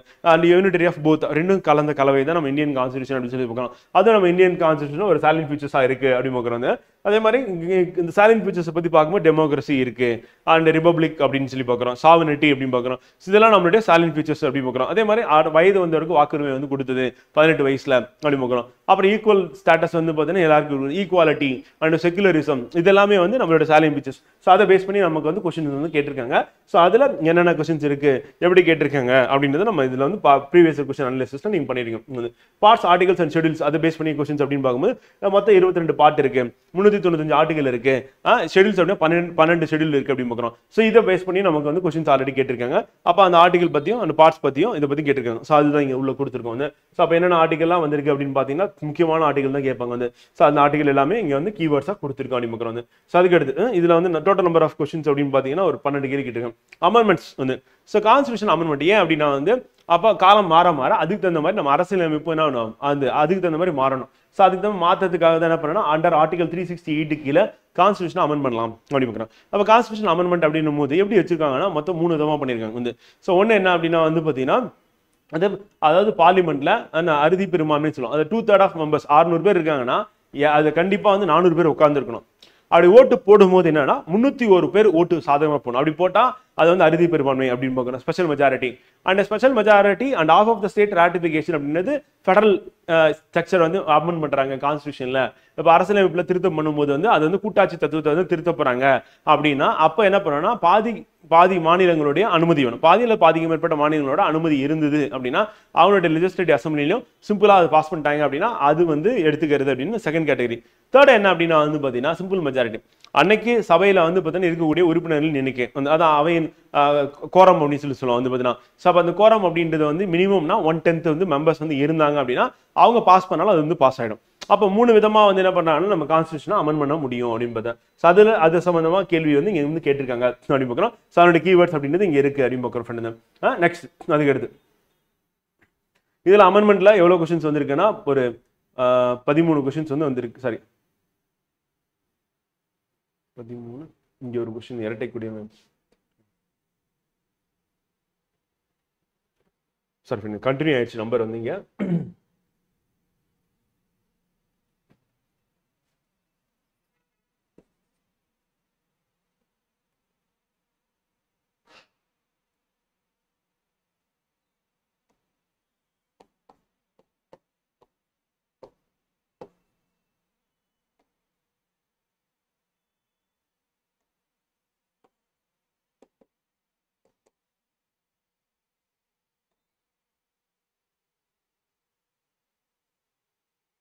ஒரு 12 கேள்வி வந்து பார்த்தீங்கன்னா குடியுரிமை பத்தி பேசு, சிட்டிசன்ஷிப் பத்தி பேசு. அதுல இரட்டை குடியுரிமை என்னன்னு கேட்டாங்க. இரட்டை குடியுரிமை எங்க இருக்குன்னா அமெரிக்கால இருக்கு, இந்தியால கிடையாது. ஒன்று அதை பத்தி கேட்குறேன். அப்போ கம்பேர் ஆஃப் அதர் கான்ஸ்டியூஷன் அப்படின்றது நமக்கு இருக்கு. ஸோ பேஸ் பண்ணி குடியுரிமை அப்படின்னும் போது இந்திய அரசியலமைப்பில் வந்து டீட்டெயிலாக அதை பற்றி பேசலாம். அது என்ன பண்ணிட்டா நீங்கள் ஒரு சட்டம் போட்டு அது மூலியமா முடிவு பண்ணிக்கோங்க. ஏன்னா அதை வந்து நம்ம சொல்ல முடியாது. அப்பப்போ என்ன தேவையோ அதுக்கு தகுந்த மாதிரி பண்ணணும். ஏன்னா நம்ம பார்ட்டிஷன் நேரம் நடந்துருச்சு. அப்போ இந்தியா பாகிஸ்தான் சொல்லி 2 நாடாக பிரிஞ்சிருச்சு. ஸோ அதனால என்ன பண்ணிட்டாங்கன்னா 1955 சட்டம் கொண்டு வந்து அது மூலியமா என்ன பண்ண இந்திய குடியுரிமைகளை பெறக்கூடிய வழிகள் என்னென்ன, இந்திய குடியுரிமை எதனால் இழக்கப்படுவீர்கள் அப்படின்னு சொல்லிட்டு அது ஒரு லிஸ்ட் போட்டு கொடுக்குறேன். ஸோ அதை பேஸ் பண்ணி நம்ம படிக்கிற மாதிரி இருக்கும். நோட்ஸ் மேக் பண்ண ரொம்ப சிம்பிளான டாபிக் தான். ஸோ அதை வந்து கேட்டிருக்காங்க. அடுத்து ஃபண்டமெண்டல் ரைட்ஸ் ரொம்ப ரொம்ப முக்கியமானது. அடிப்படை உரிமைகள் நம்ம கான்ஸ்டியூஷன் அப்படின்னு பார்க்கும்போது வந்து ரொம்ப முக்கியமான ஒரு இடம் அப்படின்னா வந்து அடிப்படை உரிமைகள் தான். அதுக்கடுத்து டிபிஎஸ்பி முக்கியமான ஒரு இடம். ரெண்டுமே வந்து அதிகமான கேள்விகள் வந்து கேட்பாங்க. நல்லா படிச்சுக்கணும். Important, very important. So fundamental rights அப்படின்னு பார்க்கும்போது இந்திய குடிமகனுக்கு இந்திய அரசாங்கம் வந்து இந்திய அரசியலமைப்பு மூலமா என்னென்ன உரிமைகள்லாம் இருக்கு அப்படின்னு சொல்லிட்டு அதில் வந்து கேள்வி வந்து கேட்டிருக்காங்க அடிப்போம். ஸோ இப்போ ஃபண்டமெண்டல் ரைட்ஸ் சம்பந்தம் ஒரு 17 கேள்வி இருக்கு. வந்து இந்த 17 கேள்வி நம்ம ப்ரிப்பேர் பண்ணிட்டு அந்த ஆர்டிகல் வந்து நம்ம ஃபுல்லாக படிச்சிட்டோம் அப்படின்னா அதை தாண்டி ஏதாவது இருக்கா அப்படின்னு எதுவுமே கிடையாது. அவ்வளோதான். ஸோ அதுவே நமக்கு மோர் தென் சஃபிஷியண்டா இருக்கும் அப்படின்னு. அண்ட் டிபிஎஸ்பி அப்படின்னு பார்க்கும்போது அரசு நெறிமுறை உணர்த்தும் கொள்கை. ஃபண்டமெண்டல் ரைட்ஸ்க்காக நம்ம என்ன பண்ணலாம், சுப்ரீம் கோர்ட் வந்து போக முடியும். ஆனால் டிபிஎஸ்பி வந்து செயல்படுத்த சொல்லி என்ன பண்ண முடியாது, சுப்ரீம் கோர்ட் போக முடியாது. காரணம் என்ன அப்படின்னா வந்து பார்த்தீங்கன்னா இது என்னது, அரசு வந்து ஒரு திட்டத்தை செயல்படுத்தும் போது என்ன பண்ணலாம், அவர் சட்டத்தை கொண்டு வரும்போது இதை மனசில் வச்சுக்கணும் அப்படின்றதுக்காக இருக்கிறது தான் டிபிஎஸ்பி அப்படின்னு பார்க்குறோம். ஸோ இது 2வது முக்கியமானது அப்படின்னு பார்க்குறோம். இதுல எவ்வளவு கொஸ்டின்ஸ் இருக்கு அப்படின்னு பார்த்தீங்கன்னா நியர்லி ஒரு 8 கொஸ்டின்ஸ் வந்து இருக்கு அப்படின்னு பார்க்குறோம். இது நம்ம அண்ட் ஃபண்டமெண்டல் டியூட்டிஸ் அப்படின்னு பார்க்கும்போது அடிப்படை கடமைகள். இது இந்திய கான்ஸ்டியூஷன்ல ஒரிஜினலா இல்ல. பின்னாடி இந்திரா காந்தி அவர்கள் பீரியட்ல சரண் சிங் கமிட்டி போட்டு அவங்களோட ரிப்போர்ட் பேஸ் பண்ணி என்ன பண்ணாங்க, ஃபண்டமெண்டல் டியூட்டிஸ் அப்படின்றது இன்சர்ட் பண்றாங்க. அடிப்படை கடமை ரஷ்யால வந்து இருக்கு அப்படின்னு பார்க்குறோம். ஸோ அதை உள்ள சேர்க்கிறாங்க அப்படின்னு பார்க்குறோம். ஸோ அதுல ஒரு 3 கேள்வி அப்படின்னு பார்க்குறோம். And structure and powers function of government அப்படின்னு பார்க்கும்போது சென்ட்ரல் கவர்மெண்ட் பத்தினது. இது ரொம்ப முக்கியமான பெரிய ஹெட்டிங் அப்படின்னு பார்க்குறோம். ஸோ அதனால இதுல அதிகமான கேள்விகள் அப்படின்றது கண்டிப்பா இருக்கும் அப்படின்னு பார்க்குறோம். அப்போ சென்ட்ரல் கவர்மெண்ட் பத்தி என்னென்னலாம் கான்ஸ்டியூஷன்ல சொல்லியிருக்காங்க, ஸோ அது சம்பந்தப்பட்டது, அதுல இருக்கக்கூடிய பாடிஸ் பத்தினது அப்படின்னு பார்க்குறோம். ஏன்னா பிரசிடென்ட்ல இருந்து ஆரம்பிச்சு prime minister and council of ministers, vice president சொல்லிட்டு எல்லாருமே உள்ள வந்துருவாங்க. அண்ட் பார்லிமெண்ட், லோக்சபா, ராஜ்யசபா அப்படி சொல்லிட்டு உள்ள வந்துடும். அதனால இது பெரிய டாபிக். இந்த டாபிக்ல வந்து பார்த்தீங்கன்னா நமக்கு எவ்வளவு கொஸ்டின்ஸ் இதுவரையும் இருக்கு அப்படின்னா group 1 preliminary examination, group 2 group 1 mains, group 2 mains, அதே மாதிரி நம்ம யூபிஎஸ்சியோட மெயின்ஸ் எக்ஸாமினேஷன்ல total number of question 48 question இருக்கு. ஸோ இதை நம்ம ப்ரிப்பேர் பண்ணிட்டோம் அப்படின்னா பிளஸ் இந்த டாபிக்ல இருக்கிற பேசிக்ஸ் எல்லாமே நம்ம ஃபவுண்டேஷன் கிளாஸ்ல வந்து நம்ம எடுத்துட்டோம் அப்படின்னா இதை தாண்டி சென்ட்ரல் கவர்மெண்ட் சம்பந்தமா கேள்வி வருமானம் வரவே வராது. அப்படியே வந்தாலும் நம்ம இதை வச்சு சூப்பரா ஆன்சர் பண்ணிடலாம் அப்படின்னு இதுக்குள்ளதான் எல்லாமே இருக்குன்னு பார்க்கணும். அடுத்து ஜுடிஷியரி, சுப்ரீம் கோர்ட் மத்தியில வந்து. ஸோ அது வந்து அதுல இருந்து கொஸ்டின்ஸ் அப்படின்னு பாத்தீங்க அப்படின்னா டோட்டலா வந்து எவ்வளவு கொஸ்டின்ஸ் இருக்கு அப்படின்னா ஃப்ரெண்டு சுப்ரீம் கோர்ட்னால அதிகமான கேள்வி இருக்கும் ஹைகோர்ட்டை கம்பேர் பண்ணும்போது. ஸோ நம்பர் ஆஃப் கொஸ்டின்ஸ் அப்படின்னு எடுத்துக்கிட்டோம் அப்படின்னா 23 கொஸ்டின்ஸ். ஏன்னா சுப்ரீம் கோர்ட்டு ஜட்ஜ்மெண்ட் அதை பேஸ் பண்ணி போகும். கரண்ட் அஃபேர்ஸ் ஓரியன்டா அதிகமான கொஸ்டின்ஸ் வந்து இதில் வந்து இருக்கும் அப்படின்னு பார்க்குறாங்க. ஸோ அதுக்கடுத்து ஸ்டேட் கவர்மெண்ட் சம்மந்தப்பட்டது, legislature, governor, CM, council of ministers சொல்லிட்டு அது தொடர்புடையது வந்து. இது வந்து நம்ம பார்லிமெண்ட் அளவுக்கு சென்ட்ரல் அளவுக்கு இருக்காது. ஆனால் கொஸ்டின்ஸ் வந்து கண்டிப்பா இருக்கும். ஒரு 13 கேள்வி கேட்டிருக்கேன். அடுத்து ஹைகோர்ட் அப்படின்னும் சுப்ரீம் கோர்ட் அளவுக்கு அதிகமாக கேள்வி கேட்டுக்க மாட்டாங்க, ஆனால் கண்டிப்பாக கேட்டிருப்பாங்க. ஸோ இதில் எவ்வளோ கொஸ்டின்ஸ் வந்து இருக்கு அப்படின்னும் ஹைகோர்ட்டை 4 கேள்வி வந்து வந்திருக்கு அப்படின்னு பார்க்குறோம். வந்து எப்பவுமே மத்திய அரசுக்கும் சுப்ரீம் கோர்ட்டுக்கும் அதிகமான இம்பார்ட்டன்ஸ் வந்து கொடுப்பாங்க, வெயிட்டேஜ் கொடுப்பாங்க அப்படின்னு பார்க்குறோம். ஸோ அதுதான் நமக்கு கொஸ்டின் ரிஃப்ளெக்ட் ஆயிருக்குன்னு தெரியுது. லோக்கல் கவர்மெண்ட் ரொம்ப முக்கியமானது. ஏன்னா இது வந்து நமக்கு ப்ரிலிம்ஸ்லயும் முக்கியமானது, மெயின்ஸ்லயும் முக்கியமானது. இதுல வந்து 73rd 74th அமெண்ட்மெண்ட் ஆக்ட் அதை பேஸ் பண்ணி தான் திருப்பி கேட்கறாங்க. ஸோ அதுல கொஸ்டின்ஸ் அப்படின்னு எடுத்துட்டோம் அப்படின்னா வந்து நம்பர் ஆஃப் கொஸ்டின்ஸ் அப்படின்னு பார்த்தோம்னா ஃப்ரெண்ட் வந்து டோட்டலா ஒரு 18 கொஸ்டின் கேட்டிருக்கேன். ஈவன் வந்து நம்ம வந்து ஸ்டேட் கவர்மெண்ட்டை விட அது அதிகமான கேள்வி கேட்டிருக்கேன். அப்போ சென்ட்ரல் கவர்மெண்ட்டுக்கு அடுத்து லோக்கல் கவர்மெண்ட்டுக்கு தான் இம்பார்ட்டன்ஸ் வந்து அதிகமாக இருக்கு அப்படின்னு பார்க்குறோம். அதுக்கு அடுத்து யூனியன் டெரிட்டரிஸ் அப்படின்னு ரொம்ப கம்மியாக தான் இருக்கும். 2 தான் கேட்டிருக்கேன், 2 கேள்வி. ஃபெடரலிசம் அப்படின்னு சொல்லி பார்க்கும்போது சாதை பேஸ் பண்ண கொஸ்டின்ஸ் அப்படின்னு பார்க்கும்போது கூட்டாட்சி அப்படின்னு இருக்குல்ல, சாதை பேஸ் பண்ண கொஸ்டின்ஸ் வந்து. ஏன்னா ஃபெடரலிசம் அப்படின்றது ஒரு பெரிய பிரச்சனையாக தான் இருக்கு அப்படின்றதுனால கரண்ட் அஃபேர்ஸ் ஓரியன்டாக அதிகமாக இருக்குன்னு 8 கேள்வி கேட்டிருக்கேன். யூனியன் அண்ட் ஸ்டேட் ரிலேஷன்ஷிப் வந்து பார்த்தீங்கன்னா மத்திய மாநில அரசுகள் உறவு இருக்குல்ல, ஸோ அது தொடர்புடைய கேள்விகள் அப்படின்னு பார்க்குறோம் வந்து. ஸோ அதில் வந்து நம்பர் மாறி இருக்கு.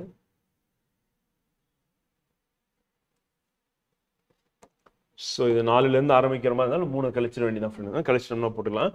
திருப்பி நான் உங்களுக்கு சரி பண்ணி அப்லோட் பண்ண சொல்றேன். நம்பர் மாத்திட்டு ஒரு 12 கேள்வி கேட்டிருக்காங்க ஃப்ரெண்ட். ஏன்னா மத்திய மாநில அரசு உறவு வந்து பார்த்தீங்கன்னா ஆளுங்கட்சி மத்தியில் வேற ஒரு கட்சி, மாநிலத்தில் வேற ஒரு கட்சி இருக்கும்போது பிரச்சனையாக தான் இருக்கு. ஸோ அதை பேஸ் பண்ணி கரண்ட் அஃபேர்ஸ்லையும் கொஸ்டின்ஸ் வந்து வந்துட்டே தான் இருக்கு. அது மாதிரி மற்ற மாநிலங்களுக்கு இடையே உள்ள பிரச்சனையை வந்து கொஸ்டின் வந்து கொடுத்துருக்காங்க அப்படிங்கிறோம். இப்போ Karnataka Tamil Nadu issue, Karnataka Kerala issue, Tamil Nadu Kerala issue, Tamil Nadu Andhra and Karnataka Andhra இந்த மாதிரி பிரச்சனை வந்து பார்த்தீங்கன்னா 2 மாநிலங்களுக்கிடையே இருந்துகிட்டே தான் இருக்கு. அதை பேஸ் பண்ண கொஸ்டின்ஸ் அதில் கேட்பாங்க. அதுக்கப்புறம் நம்ம சொன்ன மாதிரி அந்த state UPSC TNPSC state public service so அதை பேஸ் பண்ண கொஸ்டின்ஸ் வந்து ஸோ அதில் எவ்வளோ கேள்வி கேட்டிருக்காங்க அப்படின்னா இது வரையும். ஆனால் டிஎன்பிசி கண்டக்ட் பண்ணுற எக்ஸாம் யூபிஎஸ்சி கண்டக்ட் பண்ணுற எக்ஸாம்ன்றனால அதில் வந்து கொஸ்டின் கேட்க தான் செய்கிறாங்க. ஒரு 11 கொஸ்டின் கேட்டிருக்காங்க. Political parties national and state level இருக்குல்ல, ஸோ அதை பேஸ் பண்ணி அந்த டாபிக் பேஸ் பண்ணி கேட்டிருக்க கொஸ்டின்ஸ் அப்படிங்கும்போது கரண்ட் அஃபேர்ஸ் ஓரியன்டாக போகும். ஈவன் வந்து நாம் தமிழர் கட்சி பற்றி கூட வந்து பார்த்தீங்கன்னா ஸ்டேட் பார்ட்டி அப்படின்றத பேஸ் பண்ணி கூட நமக்கு ஒரு கரண்ட் அஃபேர்ஸில் நேஷனல் லெவலில் வந்து ஆர்டிகல்லாம் வந்துச்சு. வந்து என்னன்னா ஸ்டேட் பார்ட்டியாக வந்து அவங்க வந்து எமர்ஜ் ஆனாங்க அப்படின்னு சொல்லிட்டு வந்து அதே மாதிரி வந்து சில ஸ்டேட் இஷ்யூஸ் எல்லாமே வந்து நேஷனல் லெவலில் போகும். இப்போ உதாரணத்துக்கு வந்து பார்த்தீங்கன்னா கவர்னர் வந்து சைன் பண்ணல அப்படின்றத சுப்ரீம் கோர்ட் வந்து எடுத்துக்கிட்டு அவங்களுடைய பவர் யூஸ் பண்ணி சைன் பண்ணி அந்த பில்லை வந்து பாஸ் பண்ணாங்க. இது வந்து தமிழ்நாட்டில் நடந்த பிரச்சனை. ஆனால் நேஷனல் லெவலில் சென்சிட்டிவ் ஆகி அது மூலியமா வந்து பார்த்தீங்கன்னா இது வந்து நமக்கு கரண்ட் அஃபேர்ஸில் வந்திருக்கு. அதை வந்து நமக்கு கொஸ்டினாக கேட்கறதுக்கான வாய்ப்பு இருக்கு அப்படின்னு வந்து ஸோ அது நமக்கு இம்பார்ட்டன்ட். பார்த்தீங்கன்னா ஒரு 16 கேள்வி கேட்டிருக்காங்க. ஸோ அது நமக்கு இம்பார்ட்டன்ட். அட்மினிஸ்ட்ரேட்டிவ் ரிஃபார்ம்ஸ் அப்படின்னு பார்க்கும்போது இந்த கரப்ஷன் லோக்பால் லோக் ஆயுக்தா ஓம்பர்ஸ்மேன் இருக்குல்ல, ஸோ அதில் வந்து அந்த ஆர்டி ஆக்ட் இருக்குல்ல, ஸோ அதை பேஸ் பண்ண கொஸ்டின்ஸ் வந்து பார்த்தீங்கன்னா நமக்கு டோட்டலாக வந்து 12 கேள்வி இருக்கு வந்து. அந்த profile of states in demography state language வந்து ஸோ மாநிலங்கள் அப்படின்னும் அந்த டெமோகிராஃபி மக்கள் தொகையில் அதை பேஸ் பண்ணது வந்து ஸோ அதில் வந்து கொஸ்டின்ஸ் அப்படின்னு நம்ம எடுத்துட்டோம் அப்படின்னா வந்து டோட்டலாக 6 கொஸ்டின் இருக்கு. டெவலப்மெண்ட் ப்ரோக்ராம்ஸ் இ கவர்னன்ஸ் அப்படின்னு பார்க்குறோம். ஸோ இதில் நமக்கு கொஸ்டின்ஸ் அப்படின்னு பார்த்தீங்கன்னா இ கவர்னன்ஸ் ஓரியன்டா அது பாலிட்டி ஓரியன்டா 8 கேள்வி இருக்கு வந்து. India and world India's foreign பாலிசியில் வந்து ஒரு கேள்வியும் and India's and relationship with world countries அப்படின்றதுல வந்து மற்ற நாடுகளோட உறவு அப்படின்னு பார்க்கும்போது ஸோ அதில் அதை பேஸ் பண்ணி இது கரண்ட் அஃபேர்ஸ் ஓரியன்டா தான் போகும் ஃபுல்லாகவே. அதனால் அப்போ என்ன கரண்ட்ல போயிட்டு இருக்கோ ஸோ அதுதான் நம்ம எழுதுற மாதிரி இருக்கும் வந்து ஃபாரின் அஃபேர்ஸ் பொறுத்தவரையும் வந்து. பழசெல்லாம் கேட்க மாட்டாங்க, புதுசு என்ன பழசுல இருந்தாலும் 1 லைனரில் சொல்லிட்டு போகிற மாதிரி இருக்கும். ஸோ அதில் வந்து நம்ம கொஸ்டின்ஸ் அப்படின்னு பார்க்கும்போது கரண்ட் அஃபேர்ஸ் ஓரியன்டாக கேட்டிருக்காங்க. யூபிஎஸ்சியில் அதிகமான கேள்வி இதில் வந்து வரும் ஃப்ரெண்ட் வந்து. அதனால தான் நமக்கு நிறைய கொஸ்டின்ஸ் வந்து இதில் வந்து இருக்குது அப்படின்னு பார்க்குறோம். ஸோ அதில் ஃபாரின் பாலிசி கரண்ட் அஃபேர்ஸ் ஓரியன்டாக இருக்குது. இப்போ ப்ரெசென்ட்டாக என்ன அப்படின்ற மாதிரி நம்ம நோட் பண்ணுற மாதிரி இருக்கும். ஸோ பழசு நம்ம விட்டுறலாம். நேபாளுக்குலாம் இப்போ நேபாள் ஆப்கானிஸ்தான் இந்த பிரச்சனைலாம் பழைய பிரச்சனையாக இருந்ததுன்னா அதெல்லாம் ஸ்கிப் பண்ணிடலாம். ஆனால் அதை வந்து இப்போ கரண்ட்டாக என்ன ட்ரெண்டில் வந்து இருக்குது, பாகிஸ்தானோட நேபாளோட ஆப்கானிஸ்தானோட என்ன ரிலேஷன்ஷிப்பில் இருக்கும் அப்படின்றத பற்றி நம்ம எழுதும்போது 38 கேள்வி இருக்கு. டிஃபென்ஸ் அண்ட் நேஷனல் செக்யூரிட்டி அப்படின்னு எடுத்துக்கும் போது வந்து டிஃபென்ஸ் அப்படின்னு ரொம்ப முக்கியமானது. ஸோ அதில் வந்து 4 கொஸ்டின் வந்திருக்கு. நியூக்ளியர் பாலிசி பேஸ் பண்ணி கொஸ்டின் வந்து கேட்டிருக்குது 2 கேட்டிருக்காங்க. And human rights and environmental issues so அதை பேஸ் பண்ண கொஸ்டின்ஸ் அப்படின்னு பார்க்குறோம். ஸோ இது கரண்ட் அஃபேர்ஸ் ஓரியன்டாக போகும். என்விரான்மெண்டலாக இருந்தாலும் சரி ஹியூமன் ரைட்ஸாக இருந்தாலும் சரி இதில் நம்ம யூபிஎஸ்சியில் கண்டிப்பாக அதிகமான கேள்வி கேட்டிருப்பாங்க. 7 கொஸ்டின் வந்து வந்திருக்கு அப்படின்னு பார்க்குறோம். அதே மாதிரி international organisation pact and summit அப்படின்றது வந்து ஸோ அதை பேஸ் பண்ண கொஸ்டின்ஸ் அப்படின்னு எடுத்துட்டோம் அப்படின்னா கரண்ட் அஃபேர்ஸ் தான். இதுவும் யூபிஎஸ்சியில் அதிகமான கேள்வி வந்து கேட்கக்கூடிய ஒரு ஏரியா வந்து. இன்டர்நேஷனல் ஆர்கனைசேஷன் சொல்லும் போதும் அந்த பேக்ட் அண்ட் சம்மிட் அப்படின்னு நம்ம எடுத்துட்டோம் அப்படின்னா அதிகமான கொஸ்டின்ஸ் தான் கண்டிப்பாக வரும் அப்படின்னு பார்க்கணும். 31 கேள்வி கேட்டிருக்காங்க. கரண்ட் அஃபேர்ஸ் அப்படின்றது வந்து நம்ம கரண்ட் அஃபேர்ஸ் கொடுத்துருக்கோம். ஸோ அதை நம்ம ஃபாலோ பண்ணாவே போதும். அந்த பாலிசி நோட்ஸை நம்ம வந்து கொடுத்துருவோம், ஹைலைட் பண்ணி கொடுத்துருவோம் எது இது இம்பார்ட்டன்ஸ் சொல்லிட்டு. ஸோ அதை பேஸ் பண்ணி வந்து பார்த்தீங்கன்னா ஒரு 2 கேள்வி மேக்ஸிமம் நம்ம உள்ளுக்குள்ளே கொண்டு போயிட்டோம், சப்ஜெக்ட்குள்ளே கொண்டு போயாச்சு. மிஸ்செல்லேனியஸ் மற்றது அப்படின்னு பார்க்கும்போது இந்த கொடுத்துருக்க டாபிக் இல்லாமல் ஜென்ரலாக வரக்கூடியது அப்படின்னு சொல்லிட்டு நம்ம தனியாக எடுத்து போட்டிருக்கோம் ஃப்ரெண்ட். ஸோ டோட்டலாக வந்து பார்த்தீங்கன்னா நம்ம பாலிட்டி அப்படின்னா வந்து 250 கொஸ்டின்ஸ்க்கு மேலே வந்து நம்ம கொடுத்துருக்கோம். இந்த கொஸ்டின்ஸை நல்லா தரவா நீங்கள் படிச்சிங்க அப்படின்னா வந்து நோட்ஸ் மேக்கிங் பண்ணிட்டீங்க, ரிவிஷன் பண்ணீங்க அப்படின்னா உங்களுக்கு இந்த எக்ஸாம் ரொம்ப சுலபமாக இருக்கும். ஸோ அதை உங்களை பண்ண வச்சுக்கோம். அந்த கிளாஸ் பேஸ் பண்ணி நோட்ஸ் மேக்கிங் பண்ணிடுவீங்க. ஸோ ஆகஸ்ட் 18 நம்ம பேட்ச் வந்து ஸ்டார்ட் ஆகுது மெயின்ஸ் ஃபவுண்டேஷன்.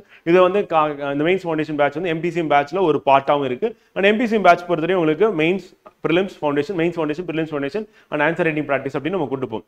இந்த இன்ட்ரடக்ஷன் கிளாஸ் நம்ம இப்போ இந்த வருஷம் மெயின்ஸ் எழுத போகிற ஸ்டூடெண்ட் ஆன்சர் ரைட்டிங் ப்ராக்டிஸ் எழுதக்கூடிய ஸ்டூடெண்ட்ஸுக்கும் நம்ம இந்த இன்ட்ரடக்ஷன் கிளாஸ் வந்து இன்க்ளூடடாக வந்து கொடுக்குறோம் அப்படின்னு பார்க்குறோம். அந்த மெயின்ஸ்க்கான கிளாஸஸும் உங்களுக்கு ரெக்கார்டாக அங்கே கிடைச்சிரும் அப்படின்னு பார்க்குறோம். இந்த பேட்ச்ல நீங்கள் ஜாயின் பண்ணணும் அப்படின்னா இதில் இருக்கிற நம்பர் தான் 93605339 அப்படின்னு நம்பர் 77084739 நம்பர் கான்டாக்ட் பண்ணி ஃபர்தராக உங்களுக்கு டீட்டெயில் கைடன்ஸ் கொடுப்பாங்க. ரொம்ப ஷார்ட் பீரியட்லேயே வந்து நீங்கள் எக்ஸாம் வந்து கிராக் பண்ணணும் அப்படின்னா வந்து இதுதான் சரியான ஸ்ட்ராட்டஜி, சரியான மெத்தட் அப்படின்னு பார்க்குறோம். கண்டிப்பாக இதில் நீங்கள் ஜாயின் பண்ணீங்க அப்படின்னா வந்து எம்பிசி பேட்ச் ஜாயின் பண்ணால் நீங்கள் எக்ஸாம் பாஸ் பண்ணுற வரைக்கும் உங்களுக்கு ஃபுல் சப்போர்ட் கண்டினியூஸாக இருக்கும்.